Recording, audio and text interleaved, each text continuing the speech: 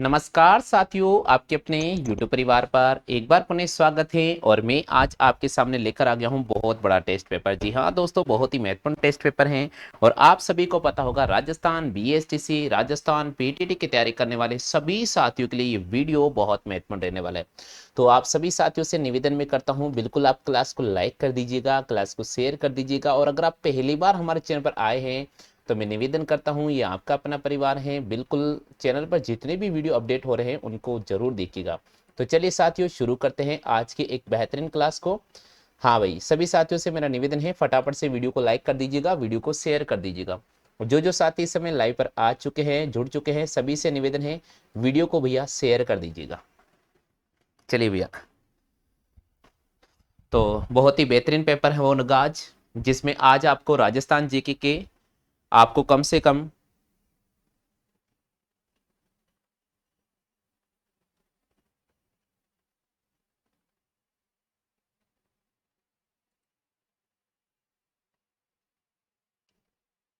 बिल्कुल बहुत ही शानदार और बहुत ही महत्वपूर्ण क्लास है साथियों आपके सामने।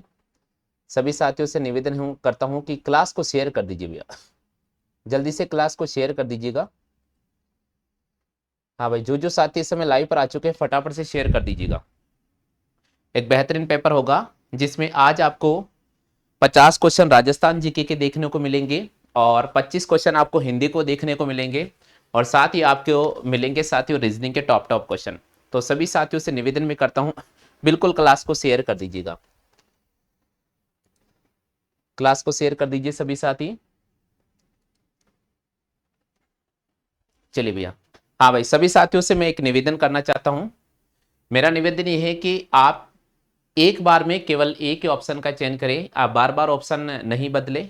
जहां तक संभव हो एक क्वेश्चन का आप एक ही ऑप्शन कमेंट कीजिएगा। और अगर आप चेंज करते हो तो हमारी टेक्निकल टीम बिल्कुल रेगुलर आपके ऑप्शन पे ध्यान रखेगी। और मैं निवेदन करता हूं उस साथी का जो आज के सीरीज में टॉप करेगा, बिल्कुल उन साथियों को हमारी तरफ से निःशुल्क नोट्स प्रोवाइड कराए जाएंगे। तो सभी साथियों से निवेदन मैं करता हूं कि एक बेहतरीन निःशुल्क नोट्स हैं, अगर आप उसको प्राप्त करना चाहते हैं तो आज का जो पेपर है उसमें कम से कम आपको 75% मार्क्स लाना बहुत जरूरी है। तो चलिए साथियों, शुरू करते हैं। क्लास का समय हो चुका है। आज की सीरीज का पहला क्वेश्चन पेपर आ रहा है आपके सामने, बिल्कुल फटाफट से जवाब देना है। हर क्वेश्चन का समय निर्धारित कर रखा है और उस समय में आपको आंसर करना है। बिल्कुल जो आपको समय दे रखा है उसी समय में आपको आंसर करना होगा। जैसा कि पहला क्वेश्चन आपके सामने स्क्रीन पर आ चुका है और उसके बाद मैं आपको प्रत्येक प्रश्न का आंसर भी बताऊंगा, साथ का साथ मैं आपको आंसर बताता जाऊंगा। आपसे निवेदन करता हूं कि पूरे प्रश्न को ध्यान से देखिए और फिर आप इसका रिस्पॉन्स कर दीजिएगा। चलिए साथियों, पहला क्वेश्चन आ चुका है आपके सामने। पहला क्वेश्चन आ चुका है। निवेदन करता हूं कि जो भी साथी आंसर कमेंट कर रहे हैं वे अपना क्वेश्चन नंबर लिखकर कमेंट करें तो ज्यादा बेटर रहेगा। क्वेश्चन नंबर लिखकर कमेंट करना होगा भैया आपको, नहीं तो फिर टेक्निकल टीम आपके आंसर को वैलिड नहीं मानेगी। मैं निवेदन कर रहा हूं, मैं निवेदन कर रहा हूं मस्तराम जी, मैं निवेदन कर रहा हूं आपसे, क्वेश्चन नंबर लिखकर कमेंट करें, नहीं तो टेक्निकल टीम आपका आंसर नहीं मानेगी। क्वेश्चन का नंबर लिखकर कमेंट करें, नहीं तो हमें पता नहीं चलेगा भैया किसने ए ऑप्शन लगाया है, किसने बी ऑप्शन लगाया है। तो क्वेश्चन का नंबर कमेंट कर दीजिएगा। समय आपके सामने निर्धारित है, 30 सेकंड का समय है। 30 सेकंड में आपको कमेंट करना होगा और फिर इसका मैं आंसर बता दूंगा। केवल 30 सेकंड का समय है आप सभी के पास में। मैं सभी साथियों का नाम तो नहीं ले पाऊंगा, लेकिन मैं निवेदन कर रहा हूं केवल मात्र 30 सेकंड का समय है और 30 सेकंड में आपको जवाब करना होगा और उसके बाद मैं आपको आंसर बताऊंगा। उसके बाद जो साथी आंसर कमेंट करेंगे उनको मान्य नहीं माना जाएगा। तो यहां पर सीरीज का पहला क्वेश्चन आ चुका है और सभी साथियों ने जिन्होंने जवाब दिया है बिल्कुल आप लिखते भी जाना भैया। कर्क रेखा राजस्थान के किस जिले से होकर गुजरती है? 30 सेकंड का विधिवत आपको समय दिया गया है और इस 30 सेकंड में आप में से जिन साथियों ने जवाब चयन किया है बहुत बहुत धन्यवाद आपको। लेकिन हमारी टेक्निकल टीम बिल्कुल आपके जवाब का ध्यान रखेगी और देखते हैं कौन साथी बाजी मारता है। क्वेश्चन है, कर्क रेखा राजस्थान के किस जिले से होकर गुजरती है? यहां पर ऑप्शन की मैं बात करता हूं तो बांसवाड़ा, चित्तौड़गढ़, कोटा और उदयपुर, 4 ऑप्शन दे रखे हैं। इन ऑप्शनों को भली बात से मैं देखता हूं तो यहां पर हमें राइट करना होगा साथियों बांसवाड़ा को। राजस्थान के दो ऐसे जिले हैं जहां से कर्क रेखा गुजरती है, वो है बांसवाड़ा और डूंगरपुर। तो ध्यान रखिएगा, राजस्थान के दो जिले हैं जहां से कर्क रेखा गुजरती है, वो है बांसवाड़ा और डूंगरपुर। तो यहां पर हमें ऑप्शन में केवल बांसवाड़ा नजर आ रहा है, तो हम यहां पर ए ऑप्शन राइट करेंगे। जहां तक मैं देख पा रहा हूं जिन जिन साथियों के ए ऑप्शन राइट हुआ है, बहुत अच्छी बात है। समय से पहले जिन साथियों ने आंसर रिस्पॉन्स किया है, बिल्कुल हमारी टीम ने उनके आंसर लिख लिए हैं। चलिए साथियों, हाँ जी भैया, चलिएगा अगले क्वेश्चन की बात करते हैं। साथियों प्रश्न संख्या 2। बिल्कुल प्रश्न संख्या 2 नहीं आ रहा है, प्रश्न संख्या 3 आया। चलिए भैया कोई बात नहीं है, प्रश्न संख्या 3 है आपके सामने। प्रश्न संख्या 3 आपके सामने स्क्रीन पर नजर आ रहा है। प्रश्न संख्या 3 है, राजस्थान में संयुक्त वन प्रबंधन कब प्रारंभ किया गया था? जवाब दीजिएगा साथियों, स्क्रीन पर आपको नजर आ रहा है। राजस्थान में संयुक्त वन प्रबंधन कब प्रारंभ किया गया था? ऑप्शन दे रखा आपके सामने, जवाब देना है आपको। प्रश्न संख्या तीसरा स्क्रीन पर है। अच्छा एक मिनट चेक कर लेता हूं मैं, तीसरा या चौथा है। हाँ भैया बिल्कुल प्रश्न संख्या 3 है, कोई दिक्कत नहीं है। प्रश्न संख्या 2 नहीं है, कोई दिक्कत नहीं है, ठीक है भैया। हाँ जी, 30 सेकंड का समय है, जवाब दीजिएगा साथियों। 30 सेकंड का समय है, सभी साथियों से निवेदन करता हूं फटाफट से रिस्पॉन्स करें। राजस्थान में संयुक्त वन प्रबंधन कब प्रारंभ किया गया था? ऑप्शन दे रखा है 1990, बी ऑप्शन दे रखा है आपके सामने 1993, सी ऑप्शन दे रखा है 1992 और डी ऑप्शन दे रखा है आपके सामने 1991। ये चार ऑप्शन आपके सामने दिए गए हैं। बिल्कुल सभी साथियों ने जवाब चयन कर दिया है। 30 सेकंड का समय हो चुका भैया, और इस प्रश्न का सही आंसर होगा राजस्थान में। देखिए क्वेश्चन को पढ़ लीजिएगा, क्वेश्चन हमारा है राजस्थान में संयुक्त वन प्रबंधन कब प्रारंभ किया गया था? यहां पर आपके सामने है प्रश्न संख्या 3 और उसका सही जवाब करना होगा 1991। यहां पर डी ऑप्शन को राइट करना होगा 1991। आप में से जिन साथियों के डी ऑप्शन आ चुका है, बिल्कुल आप अपना नंबर काउंट कर सकते हैं। जिनके डी आंसर नहीं आया है, आप अपना नंबर काउंट नहीं करना है। बिल्कुल यहां पर डी आंसर जिन साथियों का आ चुका है, अपना नंबर काउंट कर लेना। जिनका नहीं आया कोई दिक्कत नहीं, घबराने की आवश्यकता नहीं है, लेकिन कम से कम आप इस प्रश्न का सही आंसर इन फ्यूचर में अगर ये क्वेश्चन कभी आता है तो आप सही कर दोगे। बिल्कुल फ्यूचर में अगर ये क्वेश्चन पूछा जाता है कंपटीशन पेपर में तो आप बिल्कुल सही करोगे, उम्मीद हम करते हैं आप सभी से। बिल्कुल प्रश्न संख्या 3 का सही जवाब करना होगा आपके सामने डी ऑप्शन, जो किसी भी साथी ने नहीं दिया है। बिल्कुल चलिएगा साथियों, बात करते हैं हम प्रश्न संख्या 4 की तरफ। प्रश्न संख्या 4 आपके सामने स्क्रीन पे नजर आ रहा है। प्रश्न संख्या 4 दे रखा है, राजस्थान में कपड़ा खेती के लिए उपयुक्त मिट्टी कौन सी है? सॉरी, राजस्थान में कपास की खेती के लिए, राजस्थान में कपास की खेती के लिए उपयुक्त मिट्टी कौन सी है? राजस्थान में कपास की खेती के लिए उपयुक्त मिट्टी कौन सी है? जल्दी से बताइए साथियों, राजस्थान में कपास की खेती के लिए उपयुक्त मिट्टी कौन सी है? 4 ऑप्शन दे रखे हैं और आपके पास में समय है साथियों 30 सेकंड का। ऑप्शन दे रखा है मिश्रित लाल एवं पीली मिट्टी, जलोढ़ मिट्टी, मध्यम काली मिट्टी और एक ऑप्शन दे रखा है लाल लोमी मृदा। देखिए मैं निवेदन करता हूं उन साथियों से जो क्वेश्चन का नंबर नहीं लिख रहे हैं, उनका आंसर काउंट नहीं किया जाएगा। तो मैं निवेदन करता हूं जिन साथियों ने केवल क्वेश्चन का नंबर लिखकर टाइप किया है, उन्हीं का आंसर वैलिड होगा। जो साथी क्वेश्चन का नंबर नहीं लिख रहे हैं, उनका आंसर काउंट नहीं होगा। आप परेशान नहीं रहे, आंसर टाइप करके आप परेशानी मत लीजिएगा। आप अगर क्वेश्चन का नंबर काउंट करके लिखोगे, जैसे अगर आप चौथे का ऑप्शन ए राइट कर रहे हो तो आपको लिखना होगा 4th ए। अगर आप चौथे का बी ऑप्शन राइट कर रहे हो तो आप लिखोगे 4th बी। अगर चौथे का सी ऑप्शन राइट कर रहे हो तो आप लिखो 4th सी, और चौथे का डी ऑप्शन राइट कर रहे हो तो आप लिखो 4th डी। ऐसे लिखना पड़ेगा तो ही आपका मान्य नंबर होगा, अदरवाइज नहीं होगा। क्योंकि कहा वहां जब एग्जाम देने जाओगे इसी प्रकार गलती करोगे क्या, आप खुद सोचिए ना। हाँ जी, राजस्थान में कपास की खेती के लिए उपयुक्त मिट्टी कौन सी है? तो बिल्कुल समय हो चुका है, निर्धारित जो समय दिया गया है उसके अनुसार प्रश्न का पूरा समय हो चुका है। चलिए साथियों, इस प्रश्न का सही जवाब करना होगा मध्यम काली मृदा, यानी मध्यम काली मिट्टी की आवश्यकता होती है। राजस्थान के अंदर कपास की खेती के लिए जिस मिट्टी की आवश्यकता होती है वो है मध्यम काली मिट्टी, मध्यम काली मृदा। ठीक है भैया, क्लियर हो गया आप सभी को? चलो भैया बात करते हैं प्रश्न संख्या 5 की। प्रश्न संख्या 5 आपके सामने है, लेवा का तालाब नामक वर्षा जल संग्रहण संरचना कौन से जिले में स्थित है? लेवा का तालाब नामक वर्षा जल संग्रहण संरचना राजस्थान के निम्नलिखित में से कौन से जिले में स्थित है? ऑप्शन दे रखा है कोटा, बी ऑप्शन दे रखा है बारा, सी ऑप्शन दे रखा है बूंदी, डी ऑप्शन दे रखा है भिलवाड़ा। फटाफट से रिस्पॉन्स करते जाइएगा। पर्टिकुलर आपको 30 सेकंड का समय है प्रत्येक प्रश्न के लिए।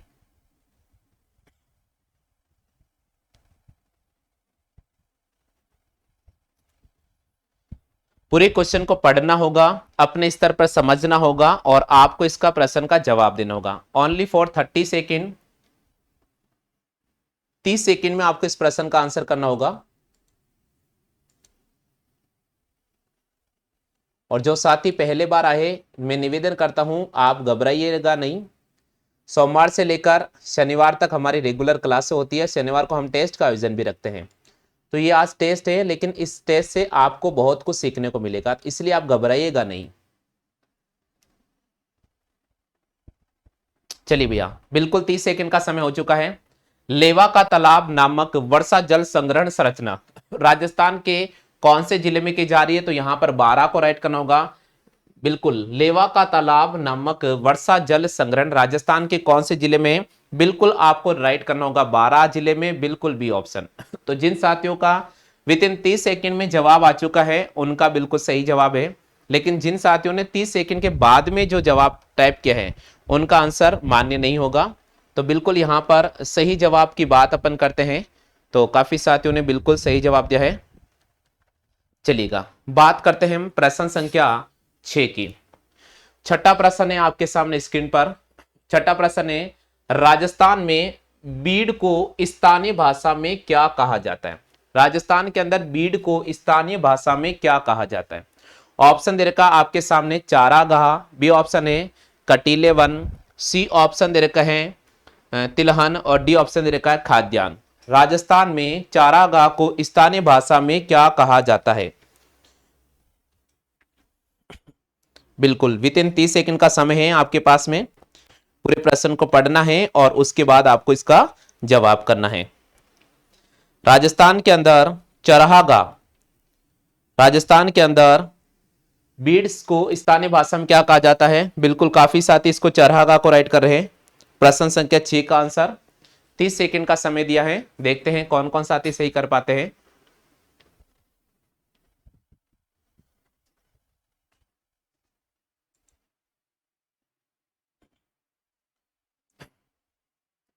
हाँ भाई, एक बार सभी साथियों से निवेदन में करता हूं कि आप जो भी क्वेश्चन का नंबर टाइप कर रहे हैं सीरियल नंबर लिखकर टाइप करें तो ज्यादा बेटर रहेगा। और भाई मैं निवेदन करता हूं, अगर क्लास पसंद आ रही है तो आप बिल्कुल लाइक करना नहीं भूलिएगा।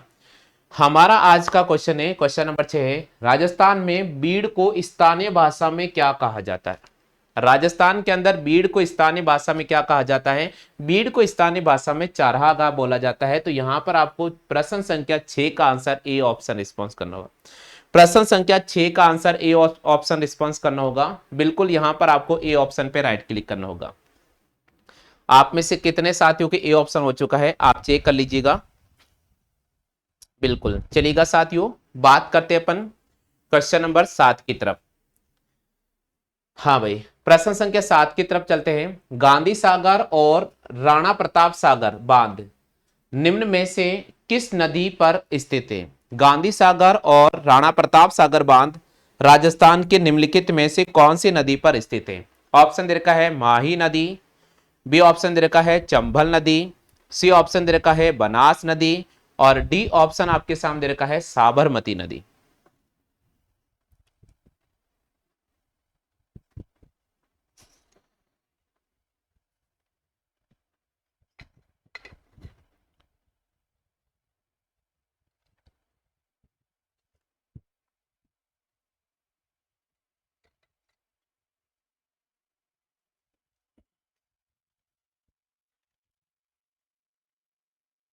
बिल्कुल फटाफट से रिस्पॉन्स कीजिएगा, विद इन 30 सेकंड का आपके पास में समय है। चलिए 30 सेकंड का समय हो चुका है क्वेश्चन के लिए। गांधी सागर और राणा प्रताप सागर बांध राजस्थान के अंदर कौन सी नदी पर स्थित है? तो यहां पर अगर मैं बात करता हूं, राजस्थान की बात नहीं कर रहा हूं, अगर मैं क्वेश्चन ऐसे बोल रहे हैं कि गांधी सागर और राणा प्रताप सागर, गांधी सागर और राणा प्रताप सागर कौन सी नदी के किनारे पर स्थित है? तो कौन सी नदी पर स्थित है गांधी सागर और राणा प्रताप सागर? बिल्कुल सही जवाब है, काफी साथियों का बिल्कुल सही जवाब है, चंबल नदी के, चंबल नदी पर स्थित है गांधी सागर और राणा प्रताप सागर बांध। तो आप में से काफी साथियों के बिल्कुल सही हो गया होगा, उम्मीद में करता हूं। ध्यान रखिएगा, अपना स्कोर काउंट करते जाना है। सभी साथियों से निवेदन में कर रहा हूं, आपको अपना स्कोर काउंट करते जाना है।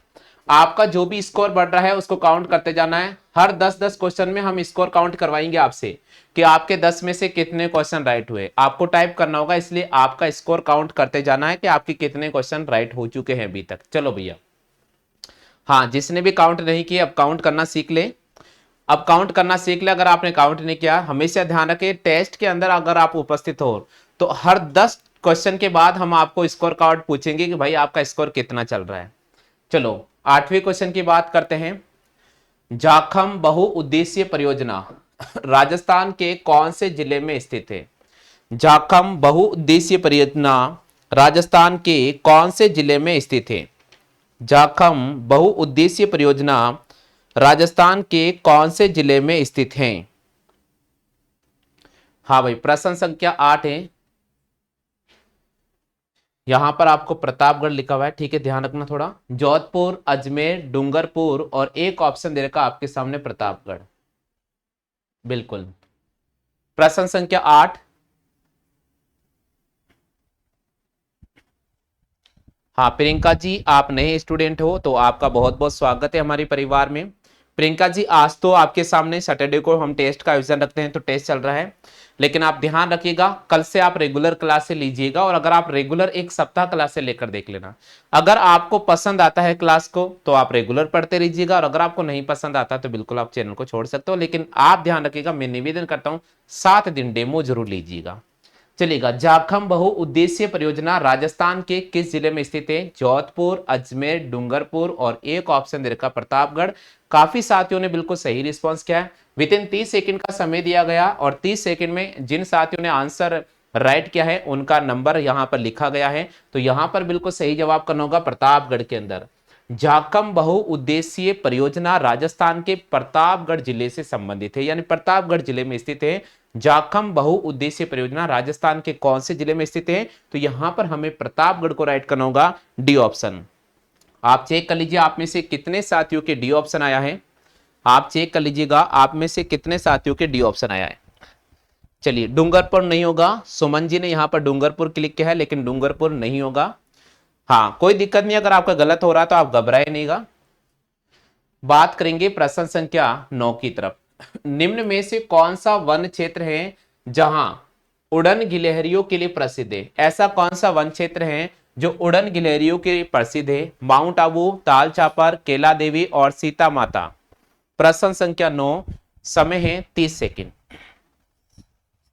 प्रश्न संख्या 9 और समय है 30 सेकंड। बहुत कुछ सीखने को मिलेगा आज इस पेपर से, बहुत कुछ सीखने को मिलेगा। पेपर बिल्कुल बीएसटीसी और पीटीटी का लेवल रखा है मैंने, ज्यादा हायर लेवल नहीं दिया है। जो भी मैंने पिछले 15 दिन की क्लास में पढ़ाए थे क्वेश्चन, उन्हीं से रिलेटेड मैंने पेपर रखा है, और वैसे भी ये पेपर पिछले बार के पेपर में आ चुका है।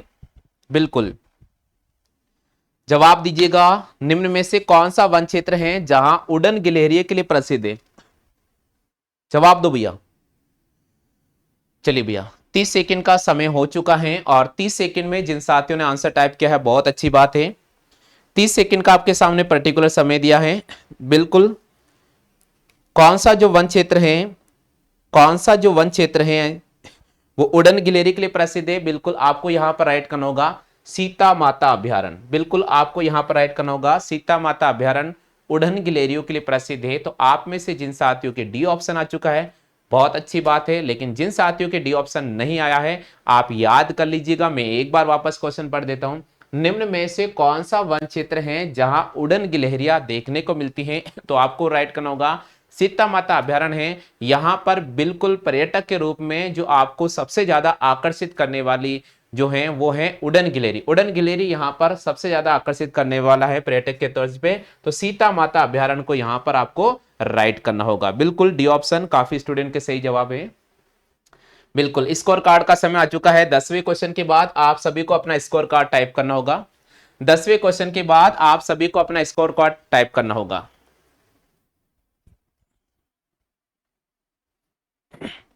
10 क्वेश्चन के बाद सभी साथियों को अपना स्कोर कार्ड टाइप करना होगा।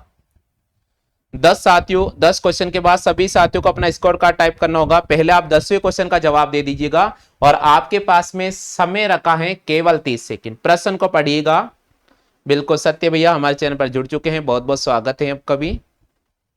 हनुमान जी भैया चैनल पर जुड़ चुके हैं। कोमल सोयल जुड़ चुके हैं। प्रियंका मीना जी चैनल पर जुड़ चुके हैं। एसके चौहान चैनल पर जुड़ चुके हैं। अजित सिंह शेखावत पीएस भैया चैनल पर जुड़ चुके हैं। माहीराज चैनल पर जुड़ चुके हैं। मनोज भैया, मनोहर सिंह अजमेर से हमारे चैनल पर जुड़ चुके हैं। और मस्तराम मीना जी हमारे चैनल पर जुड़ चुके हैं। और हंसराज भैया भी जुड़ चुके हैं। तो चलिए भैया 10 क्वेश्चन का समय हो चुका है और आपको अपना स्कोर कार्ड यहां पर बताना होगा किसके कितने क्वेश्चन राइट हुए अभी तक। चलिए ऑपरेशन फ्लड किससे संबंधित है? तो सबसे पहले तो दूध से संबंधित है, डी ऑप्शन। हाँ भैया जल्दी से टाइप करो। 10 में से आपके कितने नंबर आए अभी तक? 10 में से कितने नंबर आए हैं? केवल आप अपने स्तर पर बता दीजिए, हमारे स्तर पर हम बताएंगे फाइनल रिजल्ट जब घोषित करेंगे। बिल्कुल आप अपने स्तर पर ईमानदारी दिखाना भैया। बेईमानी तो वैसे ही दुनिया में बहुत भरी पड़ी है, लेकिन आप लोग थोड़ा ईमानदारी दिखा देना। आप लोग ईमानदारी दिखा देना भैया। देखो बेईमानी से तो दुनिया चल रही है, आपको बेईमानी ही नहीं दिखाना, ईमानदारी दिखाना है ना। बिल्कुल सभी टाइप कीजिएगा। बिल्कुल एस के चौहान जी का कहना है कि सर मेरे 6 नंबर आ रहे हैं।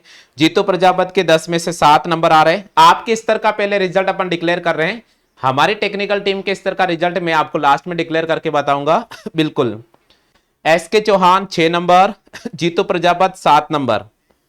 मनोहर भैया कह रहे हैं 9 नंबर। ना भैया मनोहर भैया 9 नंबर नहीं है। चलिए हाँ प्रियंका जी कोई दिक्कत नहीं, आप अगले राउंड में आप अगले राउंड में प्रवेश कीजिएगा। प्रश्न संख्या 11 से बताना होंगे आपको, कोई दिक्कत नहीं है। हाँ हनुमान भैया के 9 नंबर बिल्कुल सही है। हनुमान भैया का स्कोर बहुत अच्छी बात है जी। हाँ हंसराज जी कह रहे हैं सर मैं अभी आया हूं, कोई दिक्कत नहीं है। प्रियंका जी भी कह रहे हैं सर मैं अभी आया हूं। पीएस भैया, सीताराम जी,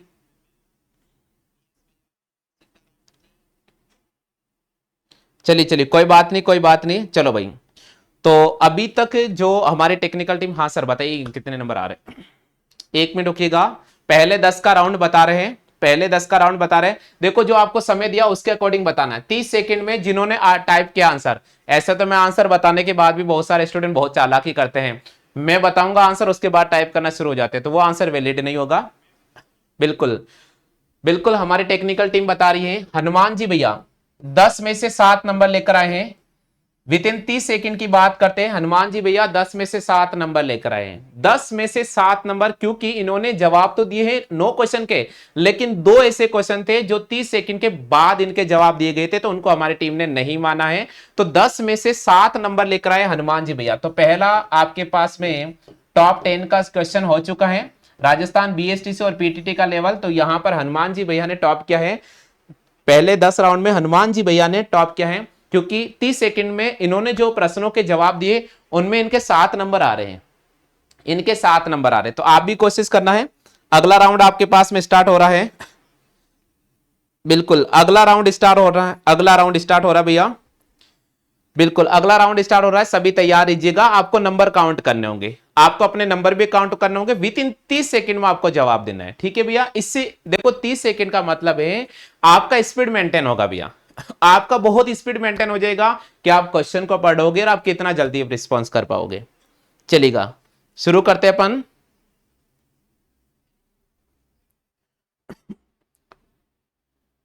प्रश्न संख्या 11, प्रश्न संख्या 11 विद इन 30 सेकंड का समय आपके पास में। प्रश्न संख्या 11 चल रहा है। क्वेश्चन का नंबर अवश्य लिखिएगा, क्वेश्चन का नंबर अवश्य लिखिएगा। प्रश्न संख्या 11, रोजा माकर शिखर राजस्थान में कहां पर है? रोजा माकर शिखर राजस्थान में कहां पर है? बिल्कुल 30 सेकंड का समय आपके पास में है। जवाब दीजिएगा।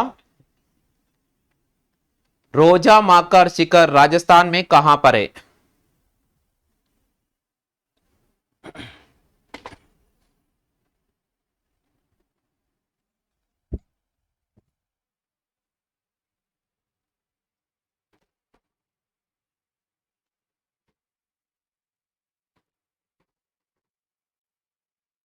जवाब दीजिएगा। चलिए भैया 30 सेकंड का समय हो चुका है। 30 सेकंड का समय हो चुका है और 30 सेकंड में जिन साथियों ने जवाब दिया है मैं आपको बता देता हूं। सत्य भैया ने सबसे पहले जवाब दिया है, मनोहर भैया ने जवाब दिया है, अजीत भैया ने जवाब दिया है, जीतू प्रजापति ने जवाब दिया है, मस्तराम मीना ने जवाब दिया है, आशा आस्था हाँ आशा जुड़े हैं, आशा ने भी जवाब दिया है।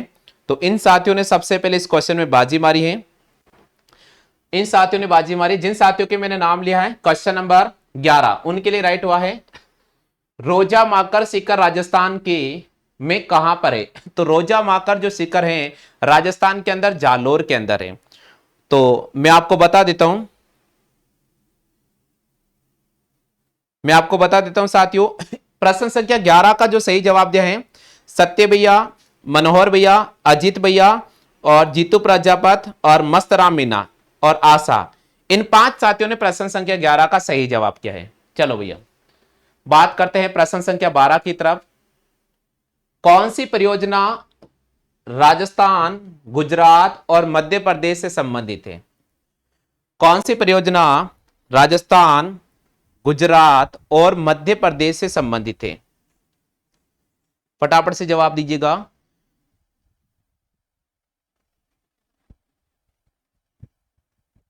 फटाफट से जवाब दीजिएगा।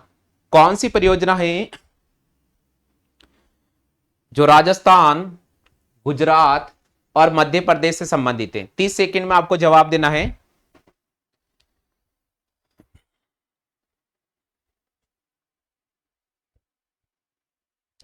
ऑप्शन दे रखा है माही परियोजना, बजाज सागर परियोजना, नर्मदा नदी परियोजना, चंबल नदी परियोजना। चलिएगा तो 30 सेकंड के भीतर जिन साथियों ने जवाब दिया है आप अपने नंबर काउंट कर लीजिएगा। चलिए भैया यहां पर प्रश्न संख्या बात करते हैं हम 12वीं की कि कौन सी परियोजना राजस्थान, गुजरात और मध्य प्रदेश से संबंधित है? तो बिल्कुल आपको राइट करना होगा नर्मदा नदी परियोजना। सी ऑप्शन पे आपको राइट करना होगा। सी ऑप्शन आपको राइट क्लिक करना होगा। C option. कौन सी परियोजना राजस्थान, गुजरात और मध्य प्रदेश से संबंधित है? नर्मदा नदी परियोजना।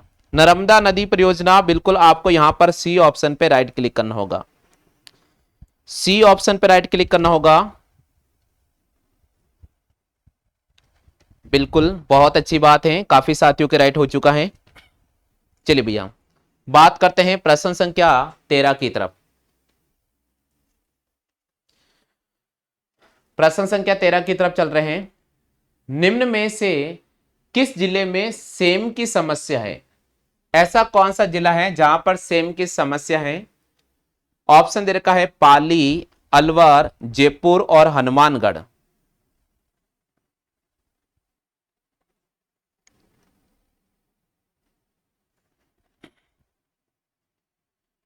बिल्कुल 30 सेकंड का समय है, आप जवाब दीजिएगा।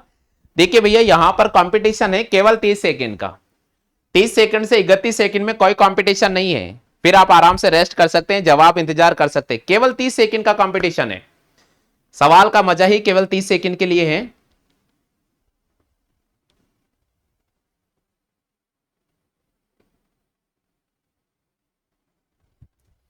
चलिएगा भैया बहुत अच्छी बात है, बिल्कुल 30 सेकंड में साथियों ने जवाब दिया है। यहां पर बोल रहा है निम्न में से कौन सा जिले में सेम की समस्या है? तो बिल्कुल आपको राइट करना होगा हनुमानगढ़ जिला। मेरे प्यारे प्यारे लाडले हनुमानगढ़ जिले से हनुमान जी और सत्य भैया जुड़ चुके हैं। तो बिल्कुल आपका ही जिले से क्वेश्चन आया है कि कौन से जिले सेम की समस्या से ज्यादा ग्रसित हैं? तो यहां पर हनुमानगढ़ जिले को आपको राइट क्लिक करना होगा, डी ऑप्शन। चलिए भैया बात करेंगे प्रश्न संख्या 14 की। प्रश्न संख्या 14 स्क्रीन पर है और जवाब देना है आपको। इस प्रश्न का आंसर क्या होगा? प्रश्न संख्या 14 जवाब दीजिएगा साथियों। गुजरात के गिर प्रकार की गाय की नस्ल को राजस्थान में कहा जाता है। यानी गुजरात के गिर प्रकार की गाय की नस्ल को राजस्थान में क्या कहा जाता है, ये आपके सामने है क्वेश्चन।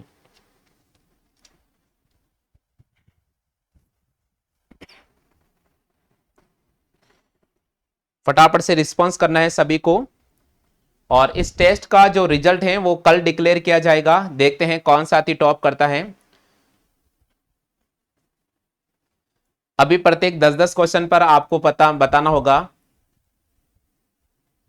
अपने नंबर कार्ड जरूर काउंट करते जाइएगा। बिल्कुल समय हो चुका है भैया 30 सेकंड का। 30 सेकंड में जिन साथियों ने आंसर किया है बहुत अच्छी बात है। जिनका आंसर नहीं आया है यहां टिक कर लो भैया। विद इन 30 सेकंड का समय दिया गया है। गुजरात के अंदर एक गाय की नस्ल पाई जाती है गिर, और गुजरात के अंदर जो गिर गाय की नस्ल है उसको हमारे राजस्थान में रेंडा कहा जाता है। राजस्थान में क्या कहा जाता है? उसे हमारे राजस्थान में रेंडा कहा जाता है या रिंडी कहा जाता है। तो रिंडी नस्ल या रेंडा नस्ल, तो यहां पर आपको राइट करना होगा सी ऑप्शन पे। आप में से जिन साथियों के सी ऑप्शन आ चुका है बिल्कुल आप अपने नंबर काउंट कर सकते हैं। लेकिन जिन साथियों के सी ऑप्शन नहीं आया है तो आपको यहां घबराने की बिल्कुल भी आवश्यकता नहीं है। क्लियर हो गया यहां तक सभी साथियों के? चलेगा, राउंड कर रहे हैं अपन प्रश्न संख्या 15 की तरफ। 15वां प्रश्न है आपके सामने। राजस्थान के किस झील को राष्ट्रीय झील संरक्षण कार्यक्रम में शामिल नहीं किया है? राजस्थान की ऐसी कौन सी झील है जिसको राष्ट्रीय झील संरक्षण कार्यक्रम में शामिल नहीं किया गया है? देखते हैं कितने साथी प्रश्न संख्या 15 का सही जवाब देते हैं।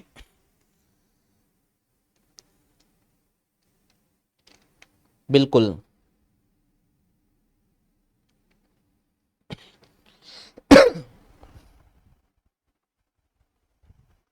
ऑप्शन दे रखा है मान सागर, आना सागर, पुष्कर और बजाज सागर।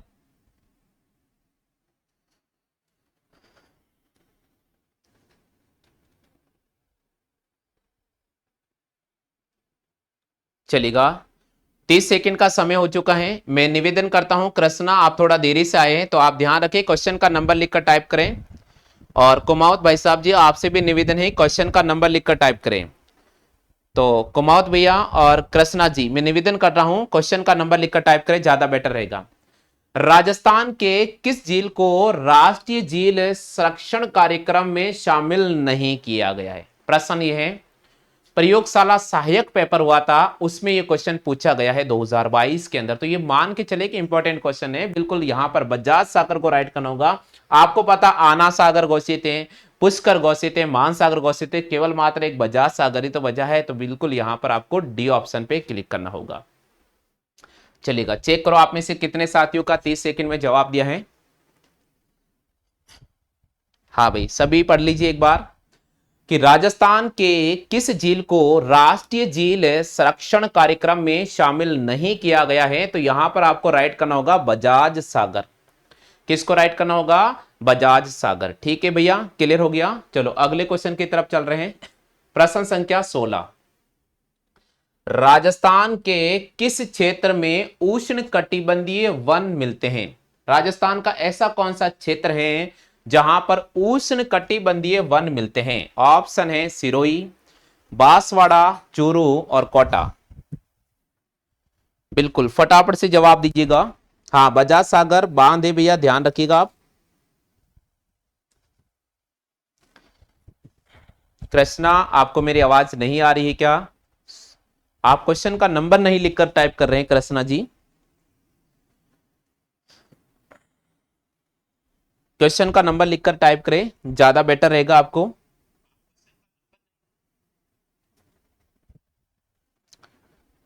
बिल्कुल प्रश्न संख्या 16 का जवाब दिया है। मैक्सिमम साथियों ने बिल्कुल सही जवाब दिया है प्रश्न संख्या 16 का आंसर। चलिए भैया प्रश्न संख्या 16 की तरफ चल रहे हैं। राजस्थान के किस क्षेत्र में उष्ण कटिबंधीय वन मिलते हैं? राजस्थान का ऐसा कौन सा क्षेत्र है जहां पर उष्ण कटिबंधीय वन मिलते हैं? सिरोही, बांसवाड़ा, चोरू और कोटा। चलिए भैया, सभी ने जवाब दिया है, बहुत अच्छी बात है, धन्यवाद आप सभी को। तो यहां पर हमें राइट करना होगा option number C. Option number C को राइट करना होगा, चोरू, ना कि ऑप्शन नंबर बी। तो जिन साथियों ने ऑप्शन नंबर सी चयन किया है बिल्कुल सही जवाब है। जिनने ऑप्शन नंबर सी चयन नहीं किया, काफी स्टूडेंट है ऑप्शन नंबर बी चयन करे, तो बी नहीं होगा भैया। क्वेश्चन है राजस्थान के किस क्षेत्र में उष्ण कटिबंध वन मिलते हैं? तो यहां पर चूरू को राइट करना होगा। यहां पर इस प्रश्न का सही जवाब होगा सी। और ये क्वेश्चन भी पूछा गया है, प्रयोगशाला सहायक का जो पेपर हुआ था उसमें ये क्वेश्चन पूछा गया है। मैं आपको बता देता हूं, 30 जून 2022 को पेपर हुआ था। बिल्कुल हमारे सर बता रहे हैं कि सर 30 जून 2022 को ये पेपर हुआ था, उसमें से ये क्वेश्चन हमने लिखा आपके सामने। 30 जून 2022 को ये पेपर हुआ था, प्रयोगशाला सहायक का पेपर, प्रयोगशाला सहायक का पेपर। और बिल्कुल बोर्ड की आधिकारिक जो आंसर की है उसके अकॉर्डिंग यहां पर हमें सी ऑप्शन पे राइट करना होगा, ना कि बी ऑप्शन पे। ठीक है भाई, चलो आगे बढ़ते हैं प्रश्न संख्या 17 की तरफ। निम्न में से कौन सा उत्पाद भूमि स्थलाकृति के लिए प्रसिद्ध है?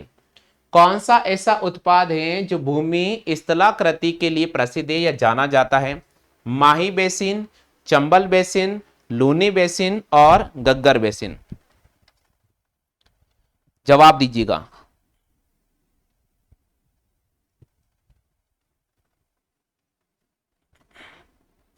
हाँ भाई, कुछ साथियों से निवेदन है कि जो साथी अगर ऑप्शन टाइप कर रहे हैं, बार बार चेंज कर रहे हैं, तो उनका नाम अवश्य कमेंट कर दिया करो आप लोग, क्योंकि आपको भी यहाँ पर कंपटीशन में बैठना है। तो आपको थोड़ा अपने कमेंट पे भी ध्यान रखना होगा कि ऐसा कोई साथी है जो बार बार ऑप्शन चेंज कर रहा है, तो आप बता दीजिएगा।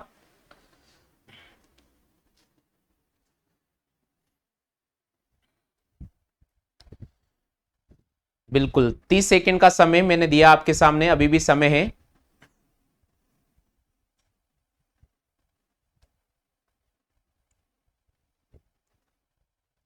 चलिए भैया, 30 सेकंड का समय हो चुका है। क्वेश्चन बोल रहे हैं आपके सामने, निम्न में से कौन सा उत्पाद भूमि स्थलाकृति के लिए प्रसिद्ध है? तो चंबल बेसिन को आपको राइट करना होगा, चंबल बेसिन को आपको राइट करना होगा। बी ऑप्शन इसका बिल्कुल सही जवाब होगा। आप में से सभी साथियों की बी ऑप्शन सही राइट जा रहा है, जहां तक मैं देख पा रहा हूं आप लोगों कमेंट। निम्न में से कौन सा उत्पाद भूमि स्थलाकृति के लिए जाना जाता है? तो यहां पर आपको चंबल बेसिन को राइट क्लिक करना होगा। हाँ भाई, जिनके राइट नहीं हुआ है आप पढ़ लीजिए क्वेश्चन को। कौन सा उत्पाद भूमि स्थलाकृति के नाम से जाना जाता है? तो चंबल बेसिन को राइट दी क्लिक करना होगा। प्रश्न संख्या 17 का सही जवाब होगा आपके सामने चंबल बेसिन। हाँ भाई, 17 का सही जवाब होगा चंबल बेसिन। चलिएगा आगे बढ़ते हैं प्रश्न संख्या 18 की तरफ। थार पारकर की एक नस्ल है। अब बताओ भाई, किसकी एक नस्ल है? थार पारकर किसकी एक नस्ल है? 18वां प्रश्न है, सॉरी 18वें प्रश्न का जवाब दो। थार पारकर किसकी एक नस्ल है? भेड़ की, बकरी की, गाय की या भैंस की? सुमन, निवेदन में कर रहा हूं, सुमन और कृष्णा देवी, आपका जो आप टाइप कर रहे हो आपका आंसर काउंट नहीं किया जा रहा। टेक्निकल टीम ने आपको कई बार रिस्पांस दे दिया और मैं आपको बार बार बोल रहा हूं, मैं आपको बार बार कह रहा हूं सुमन जी और क्या नाम कृष्णा जी, मैं निवेदन कर रहा हूं कि क्वेश्चन का नंबर लिखकर टाइप करें। काउ लिखकर टाइप कर रहा, बहुत अच्छी बात है। क्वेश्चन का नंबर लिखकर टाइप करें। कृष्णा जी क्वेश्चन का नंबर लिखकर टाइप करें। और ये महिराज भैया निवेदन कर रहा हूं, क्वेश्चन का नंबर लिखकर टाइप करें। ये आई लीला, चलो क्वेश्चन का नंबर जो साथी टाइप नहीं कर रहे हैं, जिन साथियों ने 18 का सी ऑप्शन राइट किया, केवल उन्हीं का आंसर राइट माना जाएगा। जो केवल सी ऑप्शन टाइप कर रहे हैं उनका आंसर राइट नहीं माना जाएगा। जो केवल काउ लिख रहे हैं उनका ऑप्शन राइट नहीं माना जाएगा। जो केवल गाय लिख रहे हैं उनका ऑप्शन राइट नहीं माना जाएगा। जो केवल 18 का सी लिख रहे हैं उनका राइट माना जाएगा। केवल आपको इतना सा लिखना, 18 का सी। आपका अगर 18 का सी राइट हो तो 18 का सी, अगर आपका 18 का कोई बी राइट कर रहा है, बकरी को राइट कर रहा है, तो बकरी टाइप नहीं करे, 18 बी लिखे। तो यहां हमारा सवाल है कि थार पारकर किसकी एक नस्ल है? गाय की एक नस्ल है। तो 18 सी जिन्होंने लिखा बिल्कुल राइट होगा आंसर 30 सेकंड के भीतर।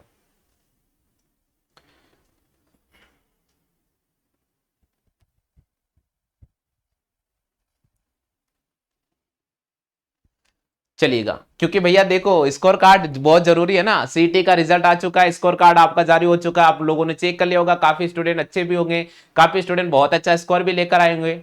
मेरे पास बहुत सारे स्टूडेंट का मैसेज आया, सर हमारे 101 199 नंबर आ रहे हैं, किसी के 205 नंबर आ रहे हैं, किसी के 220 नंबर आ रहे हैं, किसी के 180 नंबर भी आ रहे हैं, तो किसी के 120 नंबर भी आ रहे हैं। तो स्कोर कार्ड जारी हो चुका, आप लोग जरूर देख लीजिए सीटी का सीटी का सॉरी भैया। हाँ भाई, 19वें प्रश्न की बात करते हैं। नक्की झील कहां पर है? और आपका स्कोर कार्ड भी बता देना आप लोग, कितने स्कोर आ रहा है आपके सीटी के अंदर, कितना स्कोर आ रहा है। अगर आपने ग्रेजुएशन लेवल का दिया तो आप बता दीजिएगा, टेस्ट के बाद बताना। हाँ भैया, नक्की झील कहां पर स्थित है? भैया बहुत जल्दी से जवाब दीजिएगा, 30 सेकंड के भीतर जवाब देना है।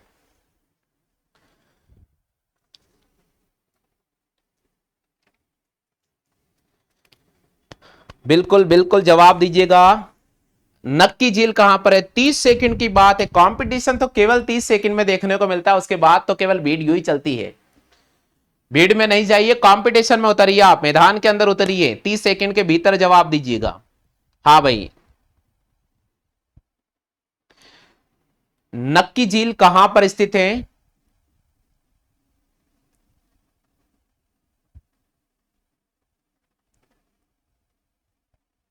चलेगा भैया, समय हो चुका है 30 सेकंड का। नक्की झील कहां पर स्थित है? माउंट आबू। बिल्कुल आप अपना स्कोर काउंट कर सकते हैं। माउंट आबू बिल्कुल सिरोही के अंदर है, बिल्कुल सही जवाब है। देवताओं के नाखूनों से खोदकर बनाई गई झील है एकमात्र, बिल्कुल पवित्र झील मानी जाती है। हाँ भैया, अब स्कोर बताना होगा आपको कि अभी तक 20 जो क्वेश्चन हुए हैं उनमें से टॉप किसने किया है। बिल्कुल अभी आपका स्कोर बता दिया जाएगा। हाँ भाई, 20वें क्वेश्चन की तरफ, 20वां क्वेश्चन, और उसके बाद सभी को अपना स्कोर टाइप करना होगा। 20 के बाद आप सभी को अपना स्कोर टाइप करना होगा। 20वां क्वेश्चन है आपके पास में, 20वां क्वेश्चन है आपके पास में।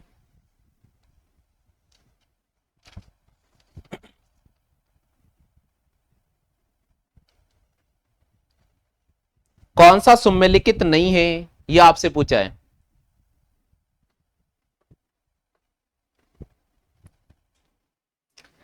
जवाई, जवाई सिंचाई परियोजना, पाली, सिद्धमुख सिंचाई परियोजना चूरू से संबंधित है क्या? बिलास सिंचाई परियोजना बारा से संबंधित है क्या? और बाकली सिंचाई परियोजना बीकानेर से संबंधित है क्या? केवल 30 सेकंड का जवाब है, 30 सेकंड में जवाब देना होगा आपको। बिल्कुल, जिन साथियों ने, बहुत अच्छी बात है, काफी साथियों का बिल्कुल सही जवाब है, काफी साथियों का बिल्कुल सही जवाब है। बिल्कुल, तो चलिए साथियों, इसका आंसर मैं आपको बता रहा हूं। निम्न में से कौन सुमेलिखित नहीं है? सिंचाई परियोजना और जिला से संबंधित आपको बताना है।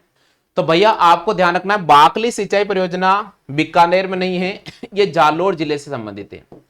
बाकली सिंचाई परियोजना बीकानेर से संबंधित नहीं है, यह जालोर से संबंधित है। तो यहां पर आपको डी ऑप्शन पे राइट करना होगा, डी यहां पर सुमेलित नहीं है।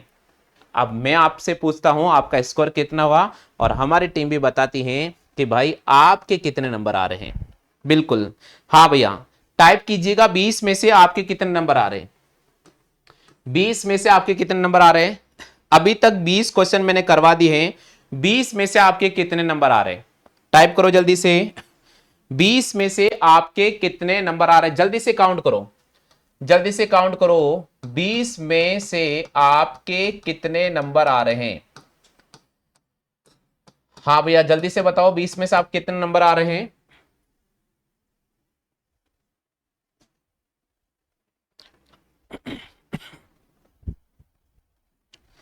सेकेंड राउंड आपके सामने चल रहा है।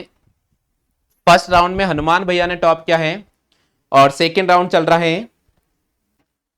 बिल्कुल, अभी तक ओवरऑल की अगर मैं बात करता हूं, अभी तक ओवरऑल की बात करता हूं, तो यहां पर इस बार थोड़ा सा रिजल्ट में परिवर्तन देखने को मिल रहा है।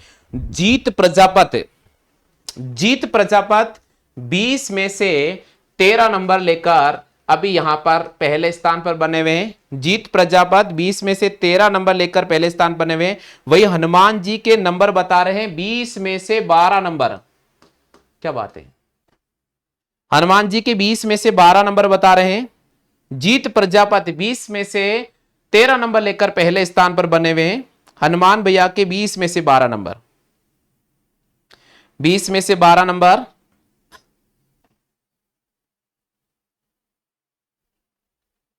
बिल्कुल, अब ध्यान रखिएगा। अब जो साथी, हाँ बिल्कुल कोई दिक्कत नहीं है, आप अब 21 से आप काउंट करते जाइएगा कोई दिक्कत नहीं, ओवरऑल चलेगा, यहां पर काउंटिंग ओवरऑल चलेगी। और 30 सेकंड का जवाब है भाई, देखो भाई 30 सेकंड का जवाब है। तो यहां पर जीत प्रजापत 20 में से 13 नंबर लेकर पहले स्थान पर रैंक बरकरार रखी। पहले हनुमान जी सेक्शन में, सेकंड में देखो भाई ऊपर नीचे हो रहा है ग्राफ, और यहां पर 20 में से 12 चल रहा है। चलो अब बात करते हैं अगली तरफ, प्रश्न संख्या 21 की तरफ। हाँ भाई 21वां प्रश्न आपके सामने आ चुका है, पढ़ लीजिएगा पूरे क्वेश्चन को।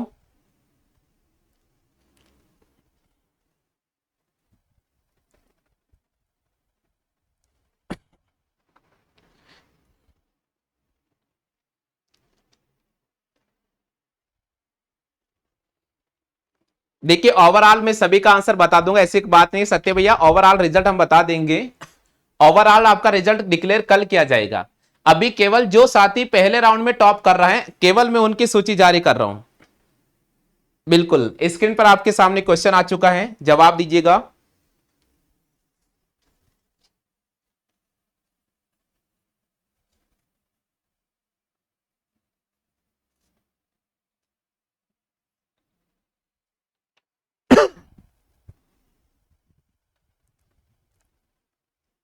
चलिए भैया 21वें प्रश्न का समय हो चुका है, 21वें प्रश्न का समय हो चुका है 30 सेकंड। और 30 सेकंड में जिन साथियों ने आंसर टाइप किया है, बहुत अच्छी बात है, धन्यवाद भैया। चलो तो 21वें प्रश्न की बात करते हैं। 21वां प्रश्न आपके सामने है, राजस्थान वानिक एवं जैव विविधता परियोजना किसके द्वारा प्रायोजित है। ये क्वेश्चन ऐसा कह रहा है कि राजस्थान के अंदर वानिक एवं जैव विविधता नामक जो परियोजना है वो किसके द्वारा चलाई जा रही है। तो यहां पर आपको राइट करना होगा D option, Japanese international cooperation agency के द्वारा चलाई जा रही है। और बिल्कुल यहां पर किसी भी साथियों के राइट नहीं हुआ है। 21वां प्रश्न किसी भी साथी के राइट नहीं हुआ है। 30 सेकंड के समय में कोई भी साथी इस प्रश्न का सही जवाब देने में असमर्थ रहे। और जिन साथियों ने जवाब दिया उन सबने सी ऑप्शन चयन किया है। यानी मुझे तो अब ऐसा लग रहा है, प्रतीत हो रहा है कि भाई एक स्टूडेंट ने सी टाइप किया तो उसको देखकर सभी स्टूडेंट सी टाइप कर रहे हैं। उनको विश्वास है कि पहले जिसने सी टाइप किया है वो सही टाइप कर रहे हैं, हम उनके पीछे पीछे चलते हैं। और वो जो पहली बार टाइप करने वाले स्टूडेंट का मैं नाम बता देता हूं, वो है KL कुमावत। इन्होंने सी ऑप्शन टाइप किया, इनके पीछे लाइन लगी है, सभी ने सी टाइप किया बहुत अच्छी तरह से। क्वेश्चन पे आंखें नहीं घुमाते हैं, क्वेश्चन को नहीं पढ़ते हैं, ये देखते हैं कि टाइप कौन कर रहा है। टाइप कौन कर रहा है सबसे फास्ट, वही सही टाइप कर रहा होगा। इसलिए हम भी सी टाइप कर देते हैं, क्योंकि यहां पर तो पैसे का खेल चल रहा है, हम तो आज गेम जीतने वाले हैं भैया, है ना। चलो भाई बहुत अच्छी बात है, बहुत अच्छी बात है। यहां पर बहुत अच्छा सीखने को मिला इस क्वेश्चन से मुझे बहुत अच्छी बात है जी, ये गलती नहीं करा आप। तो 21वां प्रश्न कंप्लीट हो चुका है। फिलहाल किसी का स्कोर नहीं हुआ इसमें काउंट, थर्ड सेक्शन चल रहा है आपके पास में। चलिए भैया, हाँ भाई 22वें प्रश्न की बात करते हैं, 22वें प्रश्न की बात करते हैं। 22वें प्रश्न की बात करते हैं, स्क्रीन पर आपके सामने क्वेश्चन है,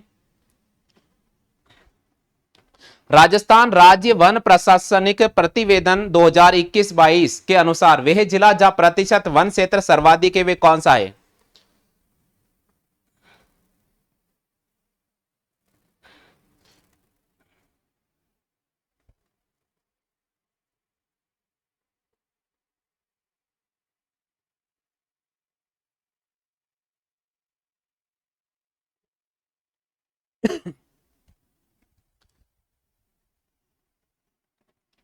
जवाब दीजिए फटाफट से।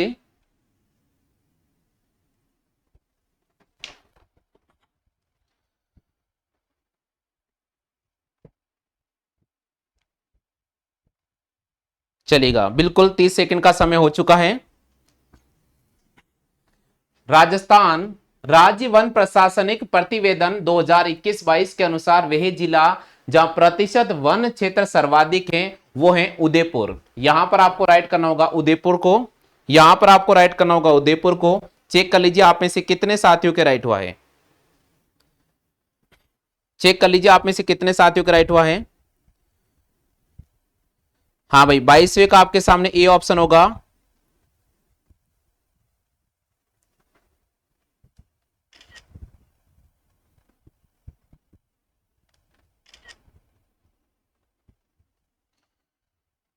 चलिए भैया अगले क्वेश्चन पे राउंड कर रहे हैं अपन, अगले क्वेश्चन पे राउंड कर रहे हैं। प्रश्न संख्या 23, राजमहल खान संबंधित है, राजमहल खान संबंधित है। जवाब दीजिए साथियों। 21वां प्रश्न, राजमहल खान संबंधित है।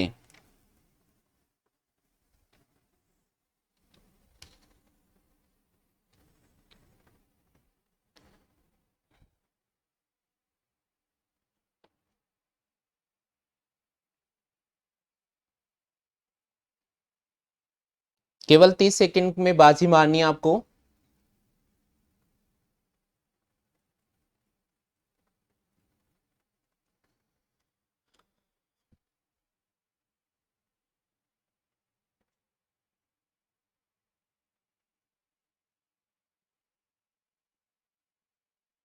चलेगा, बिल्कुल सही जवाब दिया है।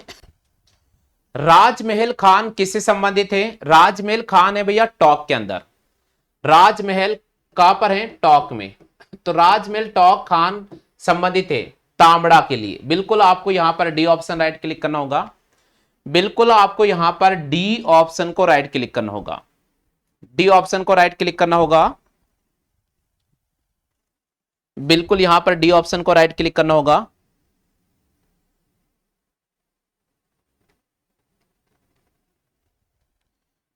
चलिएगा नेक्स्ट क्वेश्चन की तरफ चलते हैं। प्रश्न संख्या 24, भारत माता परियोजना का संबंध किससे है? भारत माता परियोजना का संबंध किससे है? जवाब दीजिएगा साथियों।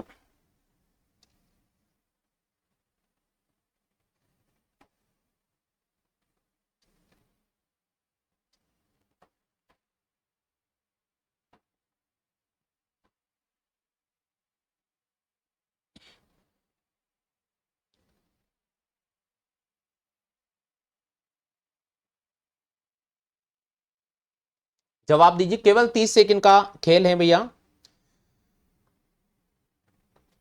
30 सेकंड में जो साथी टाइप करेंगे उनका आंसर काउंट कर लिया जाएगा। प्रश्न संख्या 24 है आपके सामने लाइन पे।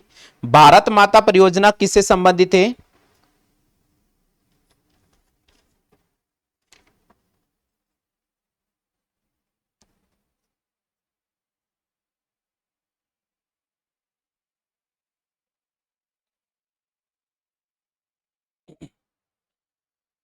चलेगा, बिल्कुल यहां पर प्रश्न संख्या 24 का सही जवाब करना होगा।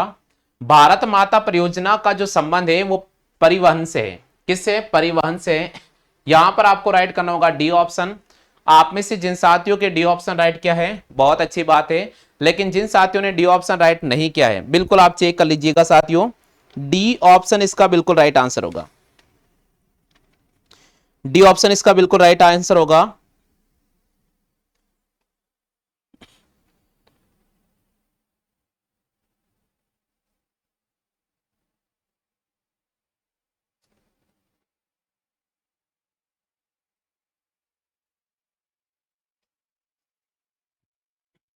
चलिए भैया आगे बढ़ते हैं प्रश्न संख्या 25 की तरफ। निम्न में से राजस्थान के किस कृषि जलवायु क्षेत्र में किन्नू की पैदावार होती है? राजस्थान का ऐसा कौन सा कृषि क्षेत्र है जहां पर किन्नू की पैदावार होती है? 25वां प्रश्न, ऐसी कौन सी कृषि जलवायु है जिसमें किन्नू की पैदावार की जाती है? First B, second B, third B और फोर्थ बी।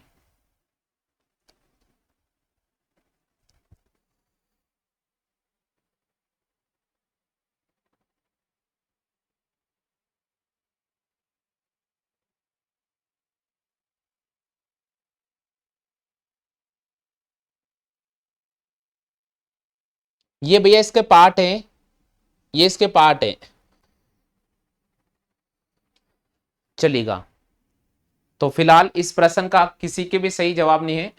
जलवायु अपन पढ़ेंगे कार्निवेट का, थान का, जो तो ऑटोमेटिक आपको थोड़ा समझ में आएगा। अभी आपको इसमें कम समझ में आएगा, लेकिन अगला टॉपिक आएगा हमारा जलवायु का, तो उसमें आपको बिल्कुल डिटेल समझ में आ जाएगा। यहां पर आपको फर्स्ट बी को राइट करना होगा। किसी भी साथी का ये प्रश्न सही नहीं हुआ है। चलिए भैया, प्रश्न संख्या 26 है, गोविंद गुरु ने भीलों को संगठित करने के लिए कौन सा संगठन बनाया था? गोविंद गुरु ने भीलों को संगठित करने के लिए एक संगठन बनाया था। वह संगठन कौन सा था? आपको यहां पर जवाब करना होगा। प्रश्न संख्या 26 आपके सामने स्क्रीन पर है।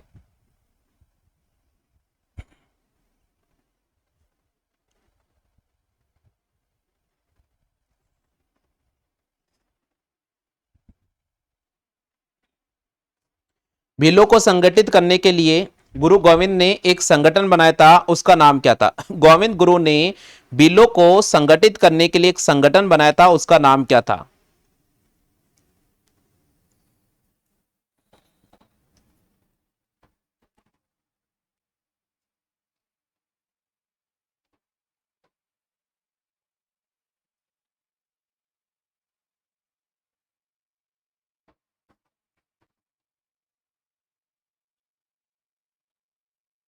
चलेगा, बिल्कुल 30 सेकंड का समय हो चुका है। गुरु गोविंद ने भीलों को संगठित करने के लिए जो संगठन बनाया था उसका नाम है संप सभा। उसका क्या नाम है? संप सभा। तो यहां पर देख लीजिए आप में से कितने साथियों के सी ऑप्शन आया है। गुरु गोविंद गोविंद गुरु ने भीलों को संगठित करने के लिए जो संगठन बनाया था उसका नाम था संप सभा।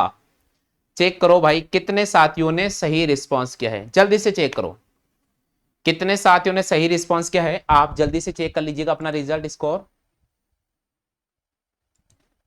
चलिए भैया, प्रश्न संख्या 27 की बात कर रहे हैं।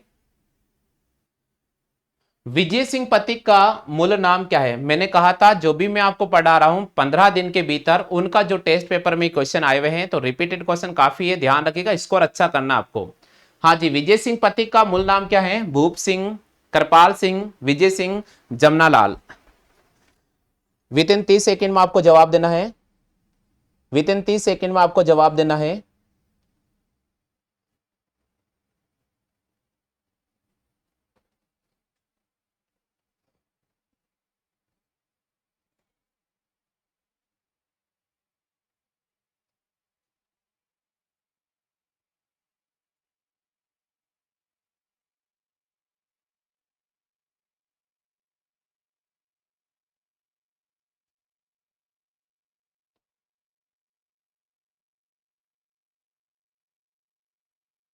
चलेगा, बिल्कुल 30 सेकंड में जिन साथियों ने जवाब दिया है बहुत अच्छी बात है।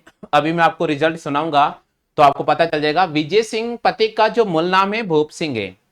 विजय सिंह पथिक का मूल जो नाम है भूप सिंह है। यहां पर आपको ए ऑप्शन राइट क्लिक करना होगा। काफी स्टूडेंट ए ऑप्शन नहीं डी ऑप्शन भी टाइप कर रहे हैं, क्या बात है भैया, डी ऑप्शन भी टाइप कर रहे हैं।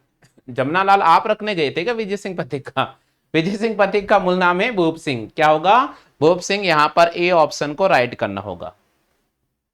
28वां क्वेश्चन आ रहा है। 28वां क्वेश्चन आ रहा है आपके सामने, पढ़ लीजिएगा भैया। 28वां क्वेश्चन आ रहा है, क्योंकि देखो ये तो पढ़ाया हुआ क्वेश्चन था, इसमें तो सभी को बाजी मारनी है ना भाई। केएल कमावत जी, आप डी ऑप्शन को राइट क्लिक कर रहे थे।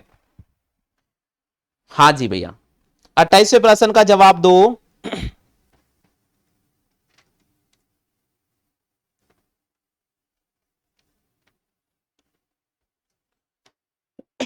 1948 में किन चार देसी रियासतों को मिलाकर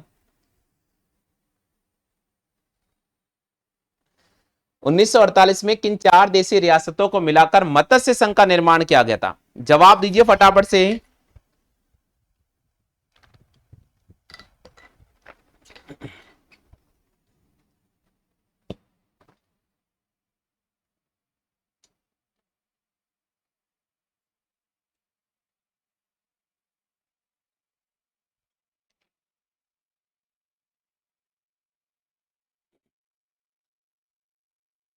बिल्कुल, बहुत अच्छी बात है। 30 सेकंड का समय हो चुका है। जो ऑप्शन क्वेश्चन का नंबर लिख रहे हैं केवल उन्हीं का काउंट किया जा रहा है। 1948 में किन 4 देशी रियासतों को मिलाकर मत्स्य संघ का निर्माण किया गया था? आपको पता है राजस्थान का प्रथम चरण का एकीकरण हुआ था 18 मार्च 1948 को। 18 मार्च 1948 को नाम रखा था मत्स्य संघ। अलवर, धौलपुर, भरतपुर और करौली।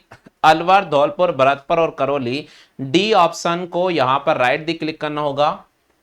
बिल्कुल, जिन साथियों के राइट हो गया है यहां पर नंबर काउंट कर दिया गया है। चलेगा, बात करेंगे 29 और पैनल तीसरा करीब करीब समाप्त होने वाला है। देखते हैं कितने साथी टॉप कर रहे हैं। 29वां है, प्रसिद्ध स्वतंत्रता सेनानी रतन देवी। प्रसिद्ध स्वतंत्रता सेनानी रतन देवी या रत्नी देवी? एक मिनट रुकनेगा, थोड़े से बने रहिएगा।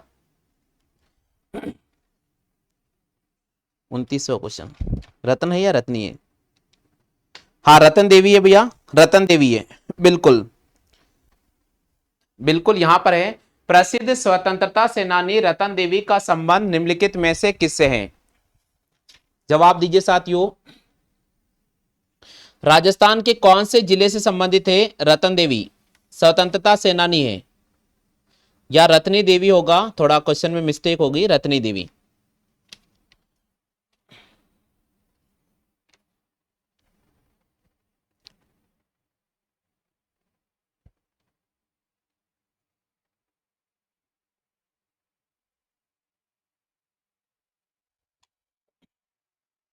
बिल्कुल चलेगा, 30 सेकंड का समय हो चुका है क्वेश्चन के लिए।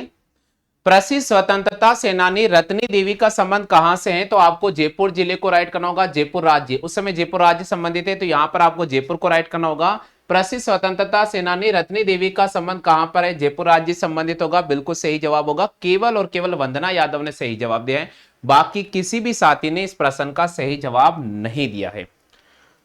बिल्कुल, केवल वंदना यादव ने इस प्रश्न का सही जवाब दिया है। हाँ जी, वंदना यादव ने इस प्रश्न का सही जवाब दिया है और किसी भी साथी ने सही जवाब नहीं दिया है। सत्य भैया ने पहले डी ऑप्शन चयन किया था और बाद में इन्होंने रत्नी देवी लिखा है। वन टाइम में वन ऑप्शन सेलेक्ट करना होगा भैया। हाँ जी, और वंदना देवी का भी इसलिए ऑप्शन एक्सेप्ट नहीं किया जाएगा क्योंकि उन्होंने क्वेश्चन का नंबर नहीं लिखा, इसलिए वंदना देवी ने क्वेश्चन तो सही किया था लेकिन जब आप नंबर नहीं लिख रहे हो तो आपका क्वेश्चन भी डिलीट मार दिया जाता है। बिल्कुल, तो केवल किसी भी साथी ने इस प्रश्न का सही जवाब नहीं दिया है। चलो भाई, स्कोर कार्ड की बात करते हैं। 30 में से किसने कितने नंबर प्राप्त किए? बात करते पहले 30वें क्वेश्चन की और फिर जानेंगे कि 30 में से कितने नंबर आपके आए हैं। 30 में से कितने नंबर आपका है? बिल्कुल आपके सामने स्कोर कार्ड पेश किया जा रहा है, जवाब दीजिए साथियों।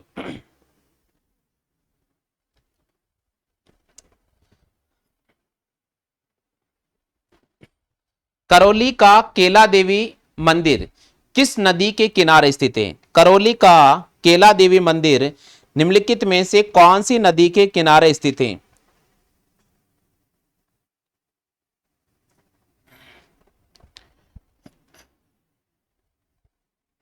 चलिए भैया, मैं रिजल्ट की कॉपी आपके सामने लेकर आ जाता हूं।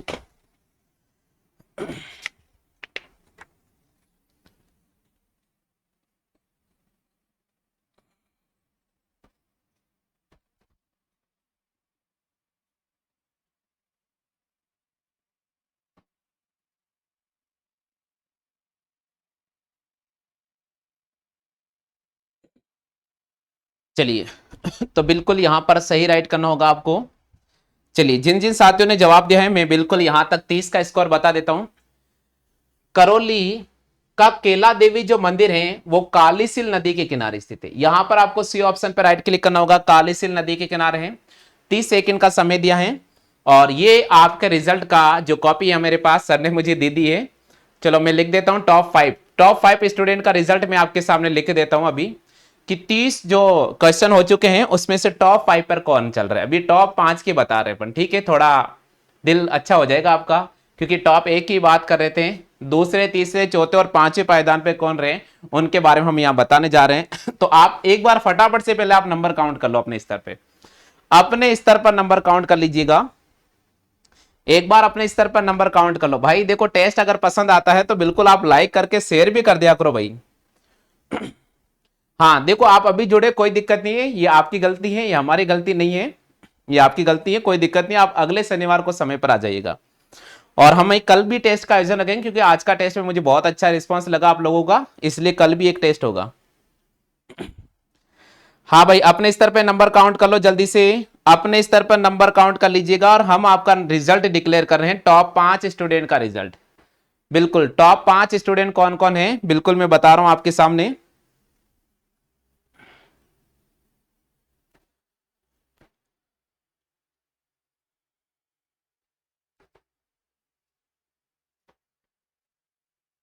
हाँ भाई, टॉप 5 कौन कौन है उनके बारे में अपन बात करते हैं। तो चलिए भैया, मैं लिख देता हूं यहां पर किसके कितने नंबर आए हैं। देखो, जीतू प्रजापत, जीतू प्रजापत, इनके अभी तक 17 नंबर आए 30 में से। जीतू प्रजापत 17 नंबर लेकर आए हैं। हनुमान भैया केवल 12 पर गाड़ी रुकी हुई है, 12 के बाद अगले सेक्शन में 21 से लेकर 30 में वो शामिल नहीं हुए, तो हनुमान भैया के 12 नंबर है। सत्य भैया 16 नंबर, सत्य भैया के 16 नंबर हैं। मस्तराम, मस्तराम, ये मस्तराम जी हैं जिनके 15 नंबर आ रहे हैं 30 में से। आशा नाम से हैं, RDAASHA, आशा नाम से हैं, उनके आ रहे हैं 12 नंबर, उनके आ रहे हैं 12 नंबर। अजीत नाम से एक आईडी है, अजीत नाम से एक आईडी है जिनके आ रहे हैं 14 नंबर, अजीत नाम से आईडी है जिनका आ रहे हैं 14 नंबर। कृष्णा, कृष्णा का आ रहे हैं 10 नंबर, अभी तक जो स्कोर चला है उसमें कृष्णा का आ रहे हैं 10 नंबर 30 में से। और ये हैं शायद मनीषा, हाँ मनीषा, मनीषा के हैं 11 नंबर। तो ये स्टूडेंट है, अभी तक इन्होंने ये स्कोर क्या है। तो अगर बात करते हैं, जीतू प्रजापत पहले रैंक लेकर बरकरार है अभी। उसके बाद 16 नंबर पे चल रहे हैं सत्या, यानी सत्य भैया हैं 16 नंबर पे, जीतू हैं 17, सत्य हैं 16, मस्तराम, वाह भाई बहुत अच्छी बात है, मस्त मगन कर दिया आपने तो, 15 नंबर तीसरे रैंक पर बरकरार है। अजित नाम से जो आईडी है, अजित नाम से, बिल्कुल 14 नंबर। और इसी प्रकार एक और स्टूडेंट कौन है, 12 नंबर, 12 नंबर आ रहा आशा, बिल्कुल आशा के 12। तो ये तो आपके नंबर है भैया, बिल्कुल ये आपके नंबर आ चुके अभी तक।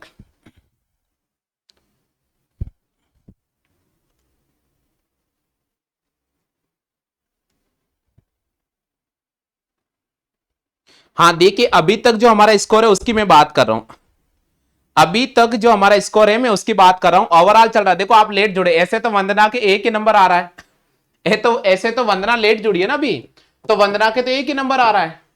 तो आप वंदना को मैं एक में से एक थोड़ी दूंगा, मैं 30 में से ही तो दूंगा ना भाई, 30 में से ही दूंगा क्योंकि टाइप चल रहा है आपका।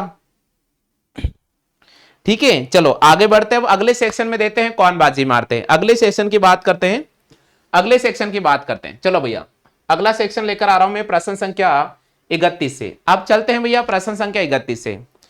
तो जीतू भैया बहुत बहुत बधाई हो आपको, अभी तक राउंड में आप फर्स्ट बने हुए थे। पहले मुझे लगा था कि शायद आज हनुमान जी भैया टॉप करेंगे, मुझे लग रहा था, लेकिन हनुमान जी भैया बीच में स्किप करके चले गए थे।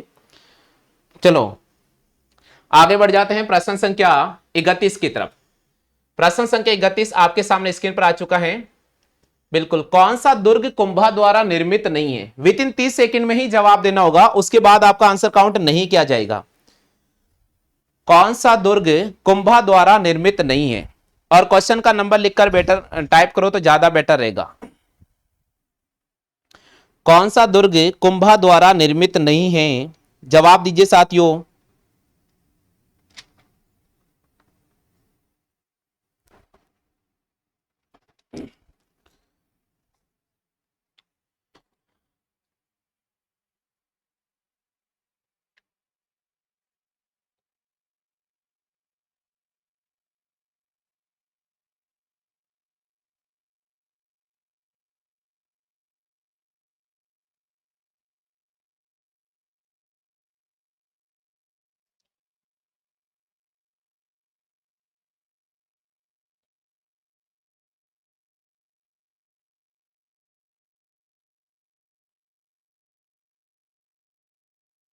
चलिए सभी ने टाइप कर दिया है, तो 30 सेकंड का समय हो चुका है, और 30 सेकंड में जिन साथियों ने आंसर टाइप किया है मैंने उनके नंबर लिख लिए हैं, टीम ने उनके नंबर लिख लिए हैं। चलो भैया, कौन सा दुर्ग कुंभा द्वारा निर्मित नहीं है? तो यहां पर आपको राइट करना होगा गागरोन का जो दुर्ग है, किला है, कुंभा द्वारा निर्मित नहीं है। डी ऑप्शन को यहां पर राइट द क्लिक करना होगा।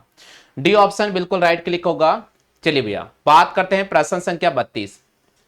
प्रश्न संख्या 32 बोल रहा है राजस्थान का कौन प्रसिद्ध संत बीकानेर के कतरियासर से संबंधित है?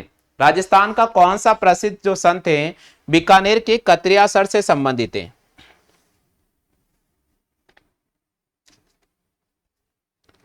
जवाब दीजिए साथियों।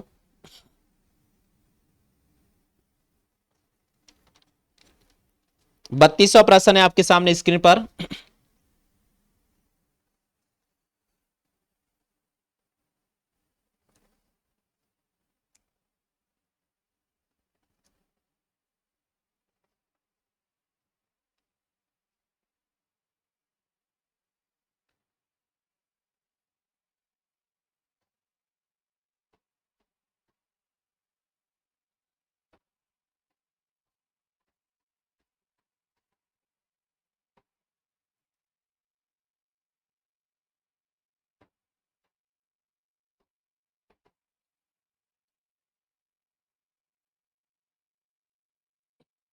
चलेगा, आगे बढ़ जाते अपन। बिल्कुल, राजस्थान का कौन प्रसिद्ध संत है जो बीकानेर के कतरियासर से संबंधित है? सिद्ध जसनाथ को आपको राइट करना होगा, बी ऑप्शन। सिद्ध जसनाथ को यहां पर राइट करना होगा, बी ऑप्शन इस प्रश्न का बिल्कुल सही जवाब होगा। तो चेक कर लेना आप में से कितने साथियों की बी ऑप्शन आया है।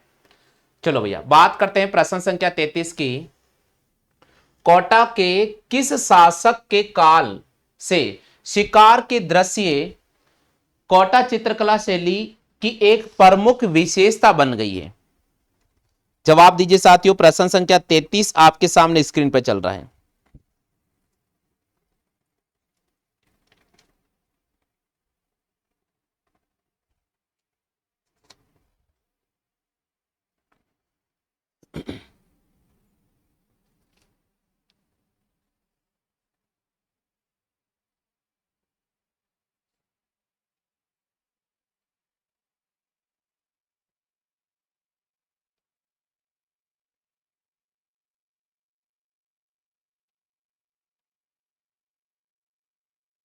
केवल क्वेश्चन का नंबर लिखकर टाइप करें।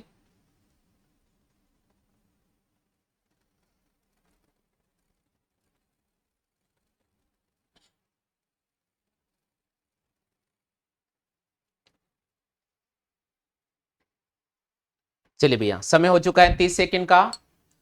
कोटा के किस शासक के काल से शिकार के दृश्य कोटा चित्रकला शैली से विशेषता बन गई है? राजा उमेद सिंह को आपको राइट करना होगा। उमेद सिंह को यहां पर राइट क्लिक करना होगा। बी ऑप्शन इस प्रश्न का बिल्कुल सही जवाब होगा।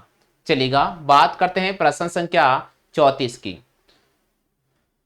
34 से आपके सामने परबतसर का मेला किस लोक देवता की स्मृति में आयोजित किया जाता है? परबतसर का मेला किस लोक देवता की स्मृति में आयोजित किया जाता है?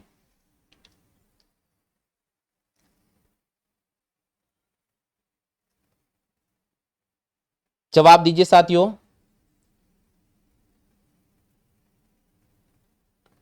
परबतसर का मेला किस लोक देवता की स्मृति में आयोजित किया जाता है?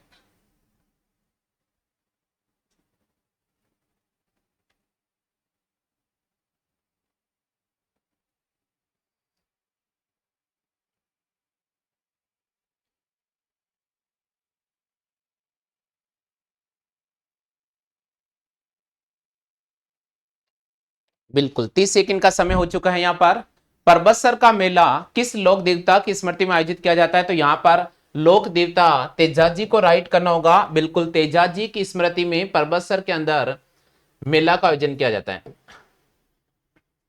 ए ऑप्शन इसका राइट आंसर होगा। बिल्कुल यहां पर आपको ए ऑप्शन पे क्लिक करना होगा। चलिए साथियों बात करते हैं प्रश्न संख्या 35 की तरफ। प्रश्न संख्या 35 की तरफ निम्न में से कौन सा राजप्रसाद छितर पैलेस के नाम से जाना जाता है? निम्नलिखित में से कौन सा राजप्रसाद छितर पैलेस के नाम से जाना जाता है? जवाब दीजिए साथियों।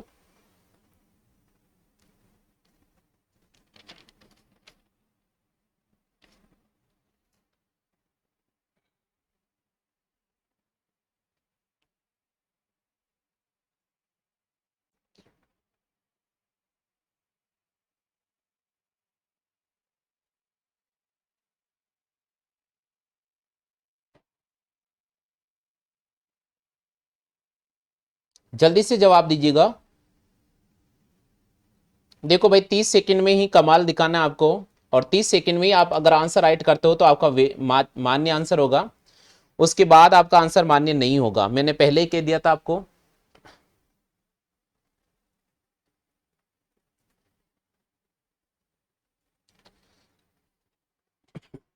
चलिएगा भैया, बिल्कुल यहां पर प्रश्न का समय हो चुका है 30 सेकंड। निम्न में से कौन सा राज प्रसाद छितर पैलेस के नाम से जाना जाता है? तो उमेद महल को यहां पर राइट करना होगा। बी ऑप्शन इस प्रश्न का बिल्कुल सही जवाब होगा। तो यहां पर उमेद भवन या उमेद महल को आपको राइट करना होगा। 36वां प्रश्न है, चांद बावड़ी कहां पर स्थित है? दौसा, जयपुर, कोटा, भानगढ़।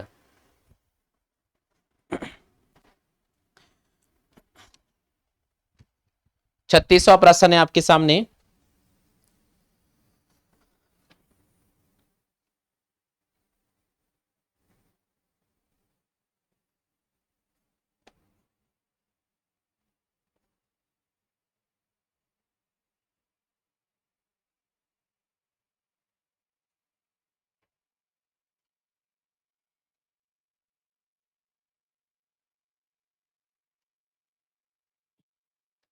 हाँ भाई, बिल्कुल 30 सेकंड का समय हो चुका है। 30 सेकंड का यहां पर समय हो चुका है। हाँ भाई, आभानेरी दौसा को राइट करना होगा। चांद बावड़ी कहां पर स्थित है? आभानेरी दौसा को यहां पर राइट क्लिक करना होगा। चलिए साथियों, बात करते हैं प्रश्न संख्या 37 की। स्वतंत्रता सेनानी सागरमल गोपा कहां के निवासी थे? स्वतंत्रता सेनानी सागरमल गोपा कहां के निवासी थे? बिल्कुल जवाब दीजिए साथियों। प्रश्न संख्या 37 आपके सामने स्क्रीन पर आ चुका है। 37वां प्रश्न आपके सामने स्क्रीन पर आ चुका है।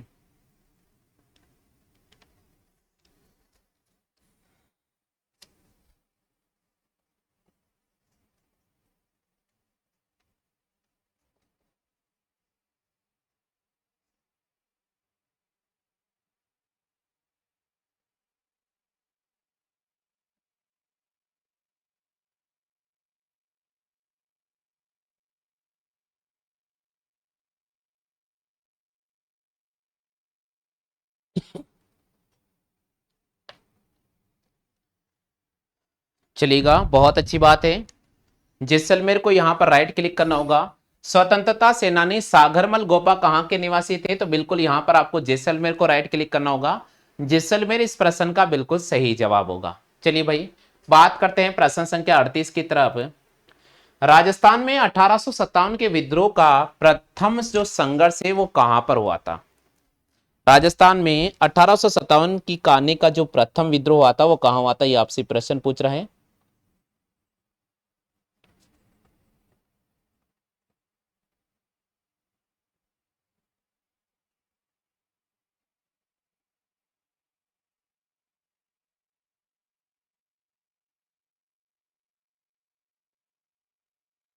जवाब दीजिएगा फटाफट से।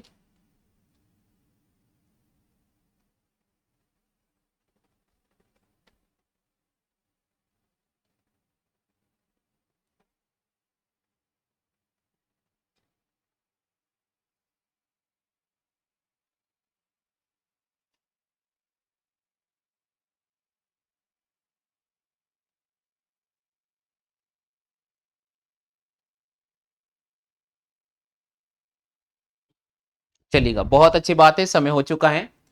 राजस्थान में 1857 की क्रांति का जो प्रथम संघर्ष हुआ था वो हुआ था नसीराबाद के अंदर। यहां पर आपको राइट करना होगा बी ऑप्शन पे। राजस्थान में 1857 की क्रांति का जो पहली बार प्रारंभ हुआ था नसीराबाद की छावनी से हुआ था। यहां पर आपको राइट करना होगा बी ऑप्शन। बात करते हैं 39वें प्रश्न। पृथ्वीराज चौहान तृतीय का समकालीन चंदेल शासक कौन था? बिल्कुल जवाब दीजिए साथियों।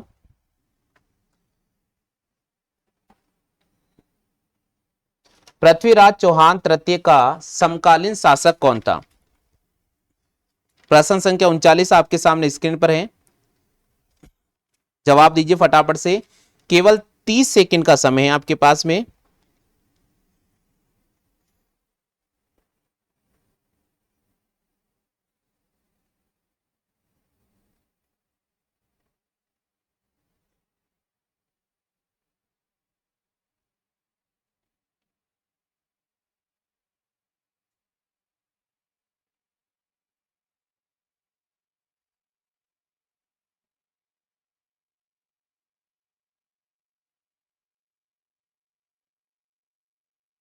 चलिए बिल्कुल 30 सेकंड का समय हो चुका है और यहां पर जिन साथियों ने जवाब दिया है, पृथ्वीराज चौहान तृतीय का समकालीन चंदेल शासक कौन था, तो यहां पर परमर्दी को राइट करना होगा। बिल्कुल यहां पर आपको सी ऑप्शन पे राइट क्लिक करना होगा, परमर्दी देव को यहां पर राइट करना होगा सी ऑप्शन।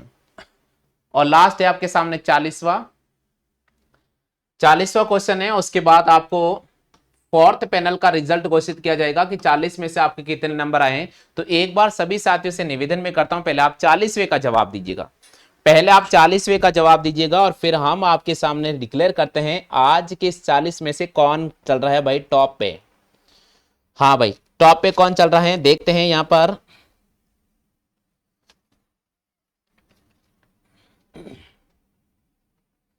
देखते हैं कौन टॉप पे चल रहा है।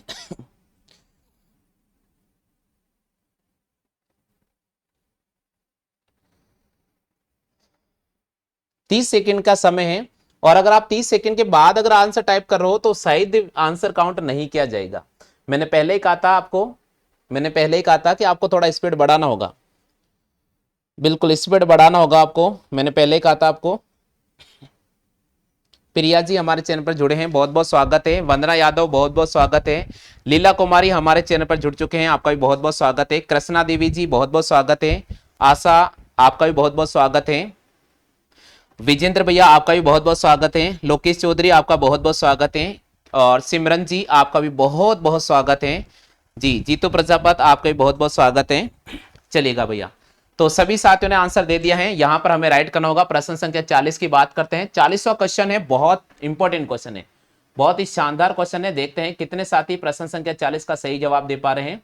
तो 40 सेकंड का 30 सेकंड का समय हो चुका है और यहां पर हमें राइट करना होगा सांबर को राइट करना होगा। और बिल्कुल आपका रिजल्ट हम हाथ में लेकर आ गए हैं, बिल्कुल आपका रिजल्ट आपके हाथ में लेकर आ चुके हैं।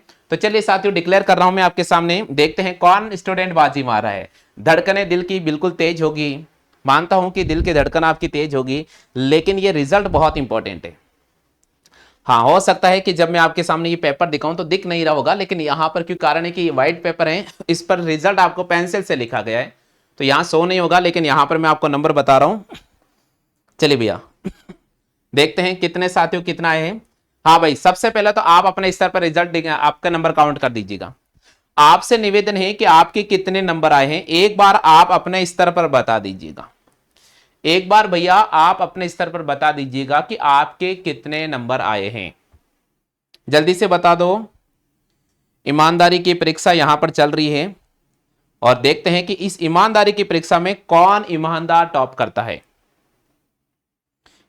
खैर दुनिया बेईमानों से भरी पड़ी है, मैंने पहले ही कहा था आपको, लेकिन देखते हैं। आप अपने स्तर पर टाइप कर दीजिएगा, आप अपने स्तर पर टाइप कर दीजिएगा, उसके बाद मैं आपको बताऊंगा रिजल्ट क्या है आपका। हाँ लोकेश भैया सही कह रहे हैं कि सर मैं तो 30 से 40 तक आया था। भैया कोई बात नहीं है कोई बात नहीं है, आपके नंबर काउंट करके बता दो आप कितने नंबर आए, 8 आए 9 आए 10 आए, टाइप कर दीजिए, कोई दिक्कत नहीं है। बिल्कुल, तो चलिए साथियों मैं आपके सामने रिजल्ट बता देता हूं, कौन कौन स्टूडेंट कहां पर टॉप रहा है। चलिएगा भैया मैं लिख रहा हूं, यहां पर नंबर देख लीजिएगा एक बार, यहां पर नंबर देख लीजिए एक बार। जीतू प्रजापत इनके 22 नंबर आ रहे हैं, जीतू प्रजापत के 22 नंबर आ रहे हैं।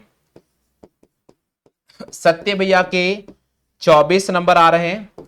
ये है मस्त राम मीना, वाह भाई आपने तो अब मेरा दिल जीत ही लिया। मस्त राम मीना जी आपने तो अपना दिल जीत ही लिया है। आशा, आशा नाम से आईडी है और इनके आ रहे हैं 21 नंबर। कृष्णा, कृष्णा जी लेट तो जुड़े हैं लेकिन बाजी मारने में कहीं ना कहीं आप बिल्कुल शामिल रहे हैं आज। मनीषा जी बिल्कुल पीछे पीछे गाड़ी दौड़ा रहे हैं और 21 नंबर पे चल रहे हैं। तो ये टॉप 5 का मैंने रिजल्ट रखा है आपके सामने, ये टॉप 5 का रिजल्ट रखा है। बिल्कुल टॉप 5 का जो रिजल्ट रखा है उनकी बात करते हैं। तो यहां पर फोर्थ पैनल आपके सामने कंप्लीट हो गया है और बाजी में आगे निकले हैं मस्तराम। पहली बाजी के अंदर हनुमान भैया, सेकंड बाजी के अंदर, सेकंड में कौन रहा था, हाँ जीतू, तीसरे के अंदर जीतू और चौथे में पिछेड़ दिया है यहां पर मस्तराम ने। तो मस्तराम यहां पर काउंट करके आगे निकले हैं। बिल्कुल बिल्कुल यहां पर देखिए जीतू प्रजापत पीछे होने के कारण है कि इन्होंने समय का थोड़ा ध्यान नहीं दिया है और शायद बीच में स्किप करके चले गए। मैंने कहा था कि अगर आप आओगे स्किप करके जाओगे तो आपको खुद को नुकसान है। कई बार तो स्टूडेंट केवल दर्शन देखना आते हैं कि सर कौन सी शर्ट पहन कर आए, सर ने बाल कटा रखे या नहीं कटा रखे, बस वो देखकर चले जाते। अरे भाई क्यों, मेरी शर्ट से क्या है, आपको इससे कोई मतलब नहीं है। आपको इस पैनल पर क्या पढ़ाया जा रहा है इससे मतलब है, इससे मतलब है। ठीक है, तो क्लास पूरी लीजिएगा, आप लोग क्लास पूरी लीजिएगा। तो यहां पर मस्त राम भैया ने बहुत बधाइयां देना चाहता हूं मैं, इन्होंने टॉप किया है, अभी तक इन्होंने टॉप किया है। चलो भैया लास्ट राउंड है, 50 क्वेश्चन का चल रहा है ना, 10 क्वेश्चन और बचे हैं और 10 क्वेश्चन के बाद बता देंगे फाइनल टॉपर कौन है। चलिए भैया चलते हैं प्रश्न संख्या 41 की तरफ। अब यहां कोई गलती नहीं करना, अब यहां कोई गलती नहीं करना। प्रश्न संख्या 41 आपके सामने स्क्रीन पर आ चुका है।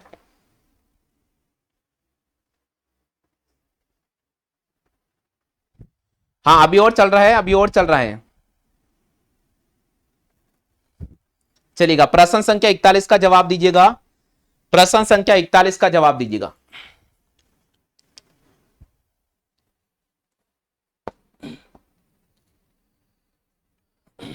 प्रश्न संख्या 41 का जवाब दीजिएगा। देखते हैं कौन साथी कहां पर टाइप कर रहा है। केवल आपको जो समय रखना है, केवल जो आपको समय लेना है, ज्यादा समय नहीं लेना है।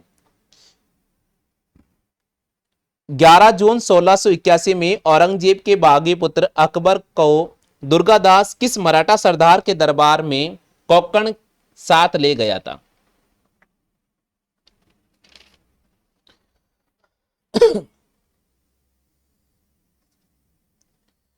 बिल्कुल देखते हैं कौन साथी सही जवाब कर पाता है।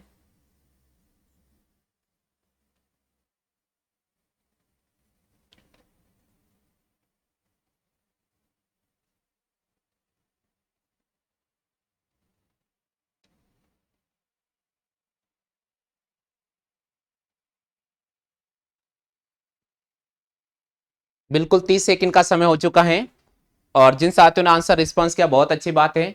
यहां पर आपको राइट करना होगा साथियों, यहां पर आपको राइट करना होगा सी ऑप्शन संभाजी, यहां पर आपको राइट करना होगा C option Sambhaji, C option पर आपको राइट करना होगा साथियों, सी ऑप्शन पे यहां पर आपको राइट क्लिक करना होगा। तो बिल्कुल इस प्रश्न का जवाब होगा सी ऑप्शन।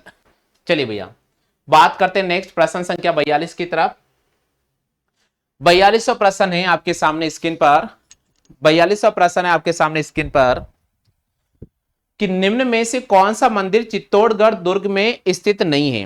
कौन सा जो मंदिर है वो चित्तौड़गढ़ दुर्ग में स्थित नहीं है? 42वां प्रश्न है कौन सा मंदिर है जो चित्तौड़गढ़ दुर्ग में स्थित नहीं है? जवाब दीजिए साथियों।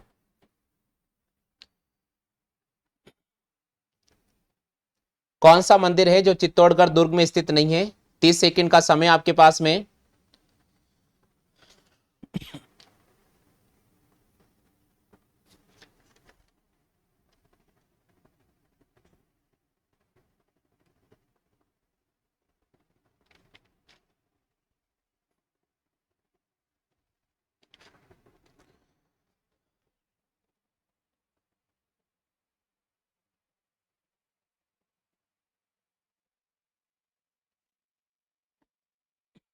चलेगा बिल्कुल यहां पर सभी साथियों ने जवाब दिया है। चामुंडा का जो मंदिर है वो चित्तौड़गढ़ दुर्ग में स्थित नहीं है, चामुंडा का जो मंदिर है वो चित्तौड़गढ़ दुर्ग में स्थित नहीं है। तो यहां पर आपको राइट करना होगा ए ऑप्शन। चलिए भैया बात करते हैं प्रश्न संख्या 43 की।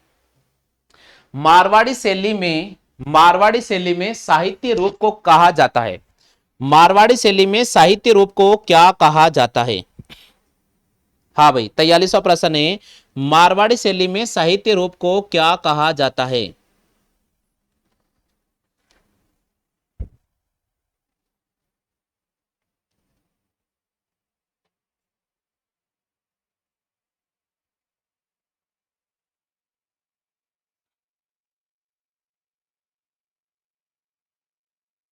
जवाब दीजिएगा फटाफट से, थोड़ा स्पीड बढ़ा लीजिएगा, मार्जिन केवल 30 सेकंड का ही है, मार्जिन केवल 30 सेकंड का ही है, ज्यादा नहीं है, 30 सेकंड का मार्जिन है। 7 क्वेश्चन के बाद तो अब आज का टॉपर आपके सामने आने वाला है। इस टेस्ट का टॉपर आपके सामने आने वाला है। चलो भैया, डिंगल कहा जाता है, मारवाड़ी शैली में साहित्य रूप को डिंगल कहा जाता है। चलो भाई आगे बढ़ते हैं, प्रश्न संख्या 44। किस माह में गणगौर का मेला आयोजित किया जाता है? कौन से माह में गणगौर का मेला आयोजित किया जाता है? कल ही ये क्वेश्चन आपके सामने रखा था, कल ही ये क्वेश्चन आपके सामने रखा था, कल ही ये क्वेश्चन आपके सामने रखा था साथियों।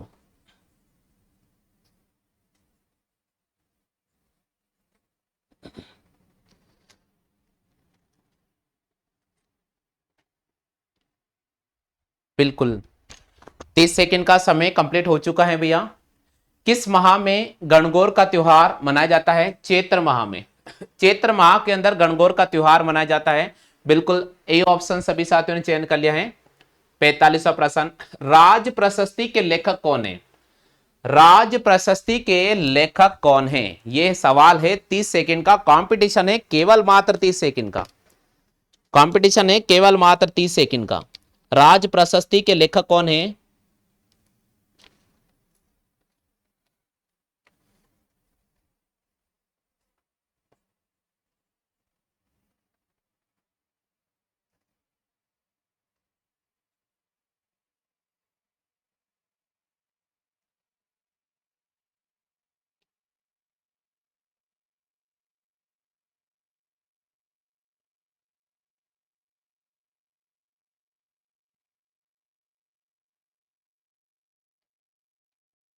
चलेगा, बिल्कुल समय हो चुका है। राज प्रशस्ति के जो लेखक है वो है रणछोड़ भट्ट। राज प्रशस्ति के लेखक कौन है? रणछोड़ भट्ट को यहां पर राइट क्लिक करना होगा। देखो भाई, जो साथी नए आए हैं उनको टेंशन नहीं लेना है, क्योंकि वो नए आए हैं तो आज तो टेंशन नहीं ले, थोड़ा कल ध्यान रखे, समय का 8:30 बजे आपको पधारना है चैनल पर, ठीक है। दूसरे सबसे बड़ी बात है कि इस टेस्ट में कौन टॉपर है और कौन बॉटम है ये कोई जरूरी नहीं है। ये साथियों केवल आपके लिए एक रुझान के प्रति बनाया जा रहा है कि आपका रुझान क्लास के प्रति रहे और आप एक अच्छा स्कोर कर पाओ। हमारा एक उद्देश्य है कि आप 450 प्लस टारगेट अचीव करो, तो उसके लिए हम आपको एक टेस्ट का आयोजन कराते हैं। ऐसी बात नहीं है कि यहाँ का टॉपर वहां का टॉपर हो सकता है, आपको बहुत ज्यादा मेहनत करनी पड़ेगी। चलिए साथियों, बात करते हैं प्रश्न संख्या 46 की। 46वां प्रश्न है, मारवाड़ परगना विगत के लेखक कौन है? बिल्कुल, कोई भी साथी नर्वस नहीं रहे, जिनके नंबर कम आ रहे तो वो नाराज नहीं रहे। ऐसा नहीं कि आप पढ़ाई छोड़ दे, पढ़ाई को नियमित जारी रखें, ठीक है, नाराज नहीं होना भैया। ये तो केवल एक आपका प्रदर्शन है जो एक सप्ताह के दौरान पढ़ाया जाता है, उसमें से आप कितना स्कोर करते हो, ये आपका एक प्रदर्शन है आपका अंकिंग तौर पर।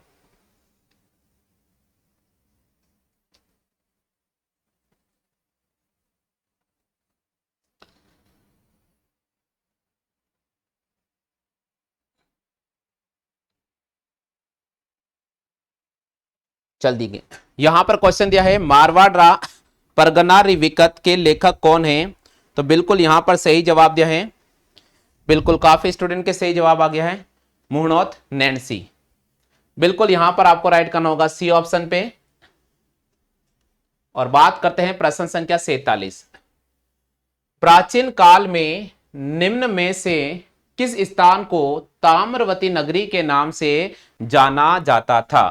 प्राचीन काल में ऐसा कौन सा स्थान था जिसको ताम्रवती नदी के नाम से जाना जाता था?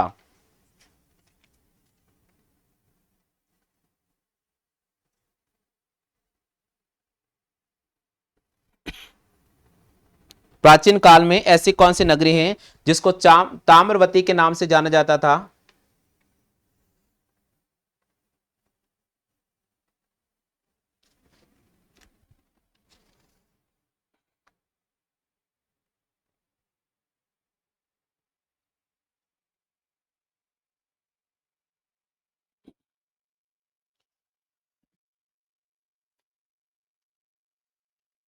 चलिए भैया, तो इस प्रश्न में फिलहाल किसी भी स्टूडेंट ने बाजी नहीं मारी है।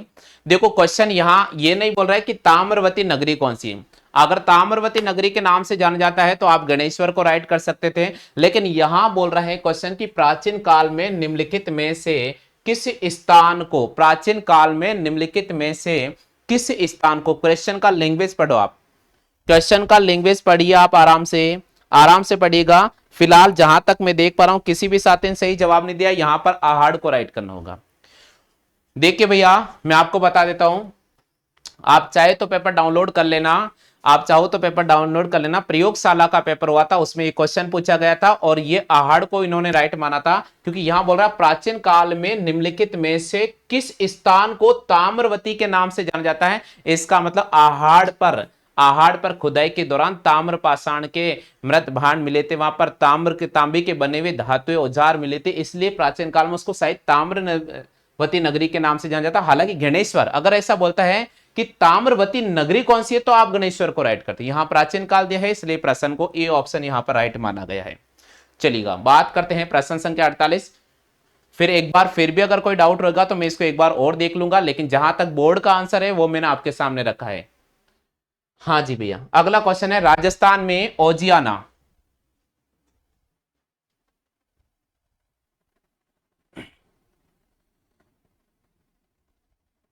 राजस्थान में ओजियाना किस जिले में है? राजस्थान में ओजियाना किस जिले में स्थित है?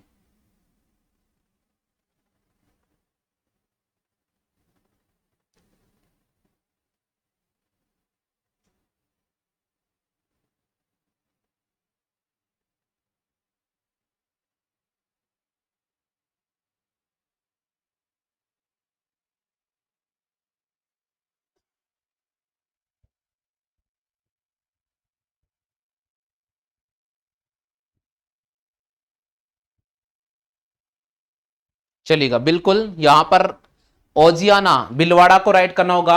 बिल्कुल यहां पर भिलवाड़ा सही जवाब है, यहां पर भिलवाड़ा को यहां पर राइट क्लिक करना होगा, भिलवाड़ा को। चलिए भैया अगले प्रश्न की बात करते हैं। 49, वंश भास्कर के लेखक कौन है? ये तो कल के ही पेपर मैंने रखा था आपके सामने। वंश भास्कर के लेखक कौन है? वंश भास्कर के लेखक कौन है?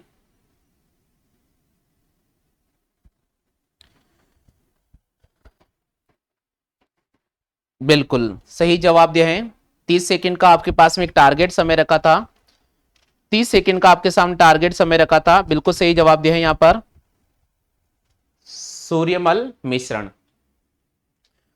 चलिए साथियों बात करते हैं प्रश्न संख्या 30 की। लास्ट है प्रश्न संख्या 30। बीकानेर चित्रकला शैली का स्वर्णकाल माना जाता है। और बात कर लेते हैं आज के टॉपर की। तो चलिए भैया आपका आज का टॉपर आपके सामने आ चुका है, और फिर भी अगर रिजल्ट को बनाने में कोई गलती होगी तो हम एक बार फिर अवलोकन करेंगे पूरी सीरीज का, आपके नंबर कितने हैं। उसके बाद अंतिम तौर पर रिजल्ट आपके पास में जारी किया जाएगा। बिल्कुल अंतिम तौर पर रिजल्ट आना भी बाकी है, क्योंकि अभी एक बार मैं चेक करूंगा कि आपके कितने नंबर आ रहे हैं।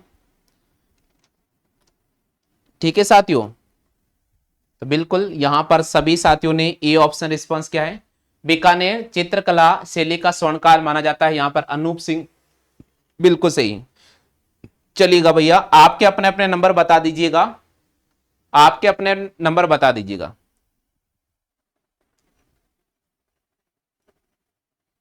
चलो आपके अपने नंबर रिस्पॉन्स कर दीजिएगा। तो मैं बता देता हूं कि इस सीरीज में कौन स्टूडेंट है जो टॉपर रहा है। और अब अगली सीरीज आपके सामने स्टार्ट हो रही है हिंदी ग्रामर की। तो 1 मिनट रिजल्ट बना लेते हैं, चेक करते हैं किसके कितना स्कोर जा रहा है। आप तब तक अपने स्तर पर कमेंट करते जाइएगा। हाँ भाई 20 स्टूडेंट लाइव पर चल रहे हैं, 20 स्टूडेंट लाइव पर चल रहे हैं, लेकिन लाइक तो कम स्टूडेंट ने किया है। तो क्या बात है भाई, लाइक करना भूल गए क्या? आज क्लास को लाइक करना भूल गए मतलब। चलो कोई दिक्कत नहीं, ये आपका फर्ज बनता है। कोई मैं जबरदस्त आपके घर पर आकर घंटी वाला बेल आइकन, चैनल वाला सब्सक्राइब वाला और लाइक वाले बटन पे मैं नहीं दबाऊंगा। ये तो एक आपका फर्ज बनता है, जिस प्रकार मेरा फर्ज बनता है कि आपको एक अच्छा कंटेंट दूं, बस एक आपका फर्ज बनता है। आप चाहो तो शेयर कर सकते हो और आप चाहो तो नहीं भी कर सकते हो। सरस्वती माता का आशीर्वाद आपको मिलेगा अगर आप शेयर करते रहोगे तो। चलिए भैया हम बात करते हैं आज की सेशन के टॉपर की। तो बहुत ही अच्छा हमारा रिस्पॉन्स रहा था आज की इस पेपर को लेकर। और काफी स्टूडेंट ने बहुत अच्छा स्कोर भी किया था। तो हम बात कर लेते हैं कि आज के सेशन में टॉपर कौन रहा है। अंतिम तौर पर रिजल्ट आना भी बाकी है, अंतिम तौर पर रिजल्ट आना भी बाकी है। ध्यान रखिएगा, कोई भी स्टूडेंट इस प्रकार नहीं ले कि मैं टॉपर बन गया तो नहीं, ऐसा नहीं, केवल एक क्लास की बात है। हर स्टूडेंट टॉपर है मेरे लिए, कोई भी स्टूडेंट गरीब नहीं है, कोई भी स्टूडेंट वीक नहीं है, सब स्टूडेंट मेहनत करते हैं। मैं फिर बता रहा हूं, आप लोग रेगुलर मेहनत जारी रखें अपनी। टेस्ट लेने का हमारा उद्देश्य क्या है? हमारा उद्देश्य है कि अगर आप बीएसटीसी परीक्षा की तैयारी कर रहे हो और अगर आप पीटीटी की तैयारी कर रहे हो, तो सबसे पहला हमारा उद्देश्य रहेगा कि आपको 450 प्लस का टारगेट किस प्रकार से लाना है। आपको 450 नंबर लाने के लिए हम क्या पढ़ाए कि आप 450 नंबर लेकर आओ, पहली बात तो। दूसरी बात है कि इस टेस्ट से यह पता चलता हमें कि हमारे स्टूडेंट रेगुलर हमारे क्लासों से जुड़े हुए हैं और अच्छा स्कोर भी कर पा रहे, क्योंकि भाई केवल 30 सेकंड का समय ही तो मिल रहा है आपको। तो चलिए भैया हम बात करते हैं। यहां पर एक बार मैं आपको स्कोर नंबर बता देता हूं। अंतिम नंबर कल मैं आपको बता दूंगा। यहां पर मनीषा जी 26 नंबर लेकर आ रहे हैं, कृष्णा की बात करते हैं तो 22 नंबर लेकर चल रहे हैं, मस्तराम मीना की बात करते हैं तो यहां 30 नंबर लेकर चल रहे हैं। आशा की मैं बात करता हूं, आशा यहां पर 27 नंबर लेकर चल रहे हैं। सत्य की मैं बात करता हूं तो सत्य भैया यहां पर 30 नंबर लेकर चल रहे हैं। बिल्कुल, ये हैं वो 5 स्टूडेंट, और मनीषा, मनीषा आ गई, कृष्णा आ गई, मस्तराम, आशा, सत्य, ये है 5 स्टूडेंट। और हाँ जीतू, जीतू यहां पर लेकर चल रहे हैं। कितने जीतू के नंबर उसमें कितने थे? 24। एक मिनट रुकना भैया, कितने? 27, 26 नंबर है जीतू के, ये 26 नंबर है। तो ये स्टूडेंट हैं जिनके नंबर आए हैं, मैंने आपके सामने लिख दिए हैं, ये चेक कर लीजिएगा। तो यहां पर ओवरऑल की अगर मैं बात करता हूं तो फर्स्ट टॉपर पे यहां पर हैं 2 स्टूडेंट, ये 2 स्टूडेंट है भैया पहले रैंक पे। दूसरी रैंक पे यहां चल रहे हैं आशा, ये दूसरा रैंक है। तीसरे रैंक पर ये 2 स्टूडेंट हैं, और यहां पर चौथी रैंक चल रही है कृष्णा की। तो ये स्टूडेंट है जिन्होंने अपना स्कोर किया है। आप भी एक अच्छा स्कोर कर सकते हो, आपको तुक्के भी नहीं मारने हैं, क्योंकि इसमें नेगेटिव नंबर तो हमने अभी आपके निकाले नहीं है। आपने तो तुक्के तो काफी मारे होंगे, नेगेटिव नंबर आपने निकाल नहीं। 50 में से आपका ये स्कोर है, मैं चाहता हूं कि आप 50 में से कम 40 स्कोर करें। अगर आप टेस्ट पेपर के अंदर 50 में से 40 प्लस का स्कोर करते हो, तो मान के चले कि वहां जब बीएसटीसी और पीटीटी का पेपर देने जाओगे तो आप 50 में से 30 प्लस राइट करोगे, ये मैं वादा कर सकता हूं। अगर आप हमारे टेस्ट पेपर में 50 में से 40 प्लस मार्क्स लेकर आते हो, तो वहां पर आप 50 में से 30 प्लस मार्क्स लेकर आ जाओगे, क्योंकि भैया ये पेपर एक आसान पेपर नहीं कह सकते हैं, बीएसटीसी और पीटीटी का लेवल का पेपर है। और मैं आपको बता देता हूं, प्रयोगशाला सहायक का जो पेपर हुआ था, बिल्कुल काफी क्वेश्चन वहां से मैंने सीधे सीधे रखे थे।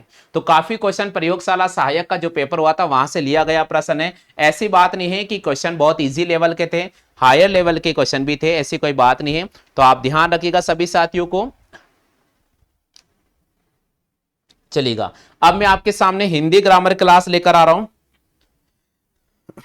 अब मैं आप सभी के सामने हिंदी ग्रामर क्लास लेकर आ रहा हूं। हिंदी ग्रामर में ज्यादा क्वेश्चन नहीं है, 15 क्वेश्चन है, क्योंकि समय थोड़ा ज्यादा हो गया है, इसलिए हम क्वेश्चन नंबर कम कर रहे हैं। 15 क्वेश्चन ही है हिंदी ग्रामर के। तो चलो देखते हैं भैया हिंदी ग्रामर में कौन स्टूडेंट टॉप करता है। तो चलिए भैया शुरू करते हैं अपन हिंदी क्लास। हिंदी ग्रामर की क्लास को कौन टॉप करता है अब पता चलेगा। मेन तो भीड़ चाल जो भी चल रही थी, अब यहां पता चलेगा, यहां छटनी होना शुरू हो गई, यहां पर छटनी होना शुरू हो जाएगा। चलिएगा भैया, आपके सामने आ चुका है प्रश्न संख्या 51। 51 प्रश्न को आप ध्यान से पढ़िएगा और आपको सही जवाब करना होगा। और यहां पर आपको प्रत्येक क्वेश्चन में 1 मिनट का समय दिया जाएगा। यहां 1 मिनट का समय, ध्यान रखिएगा, आपको 1 मिनट का समय दूंगा, मैं आपको 30 सेकंड का समय नहीं दूंगा, क्योंकि भाई हिंदी ग्रामर है, थोड़ा सोचना पड़ेगा, समझना पड़ेगा। यहां आपको 1 मिनट का समय दूंगा। ज्यादा क्वेश्चन नहीं है, 15 क्वेश्चन है, कोई भी स्टूडेंट जाइए नहीं क्लास छोड़कर। बिल्कुल 15 क्वेश्चन है भैया, ज्यादा क्वेश्चन नहीं है।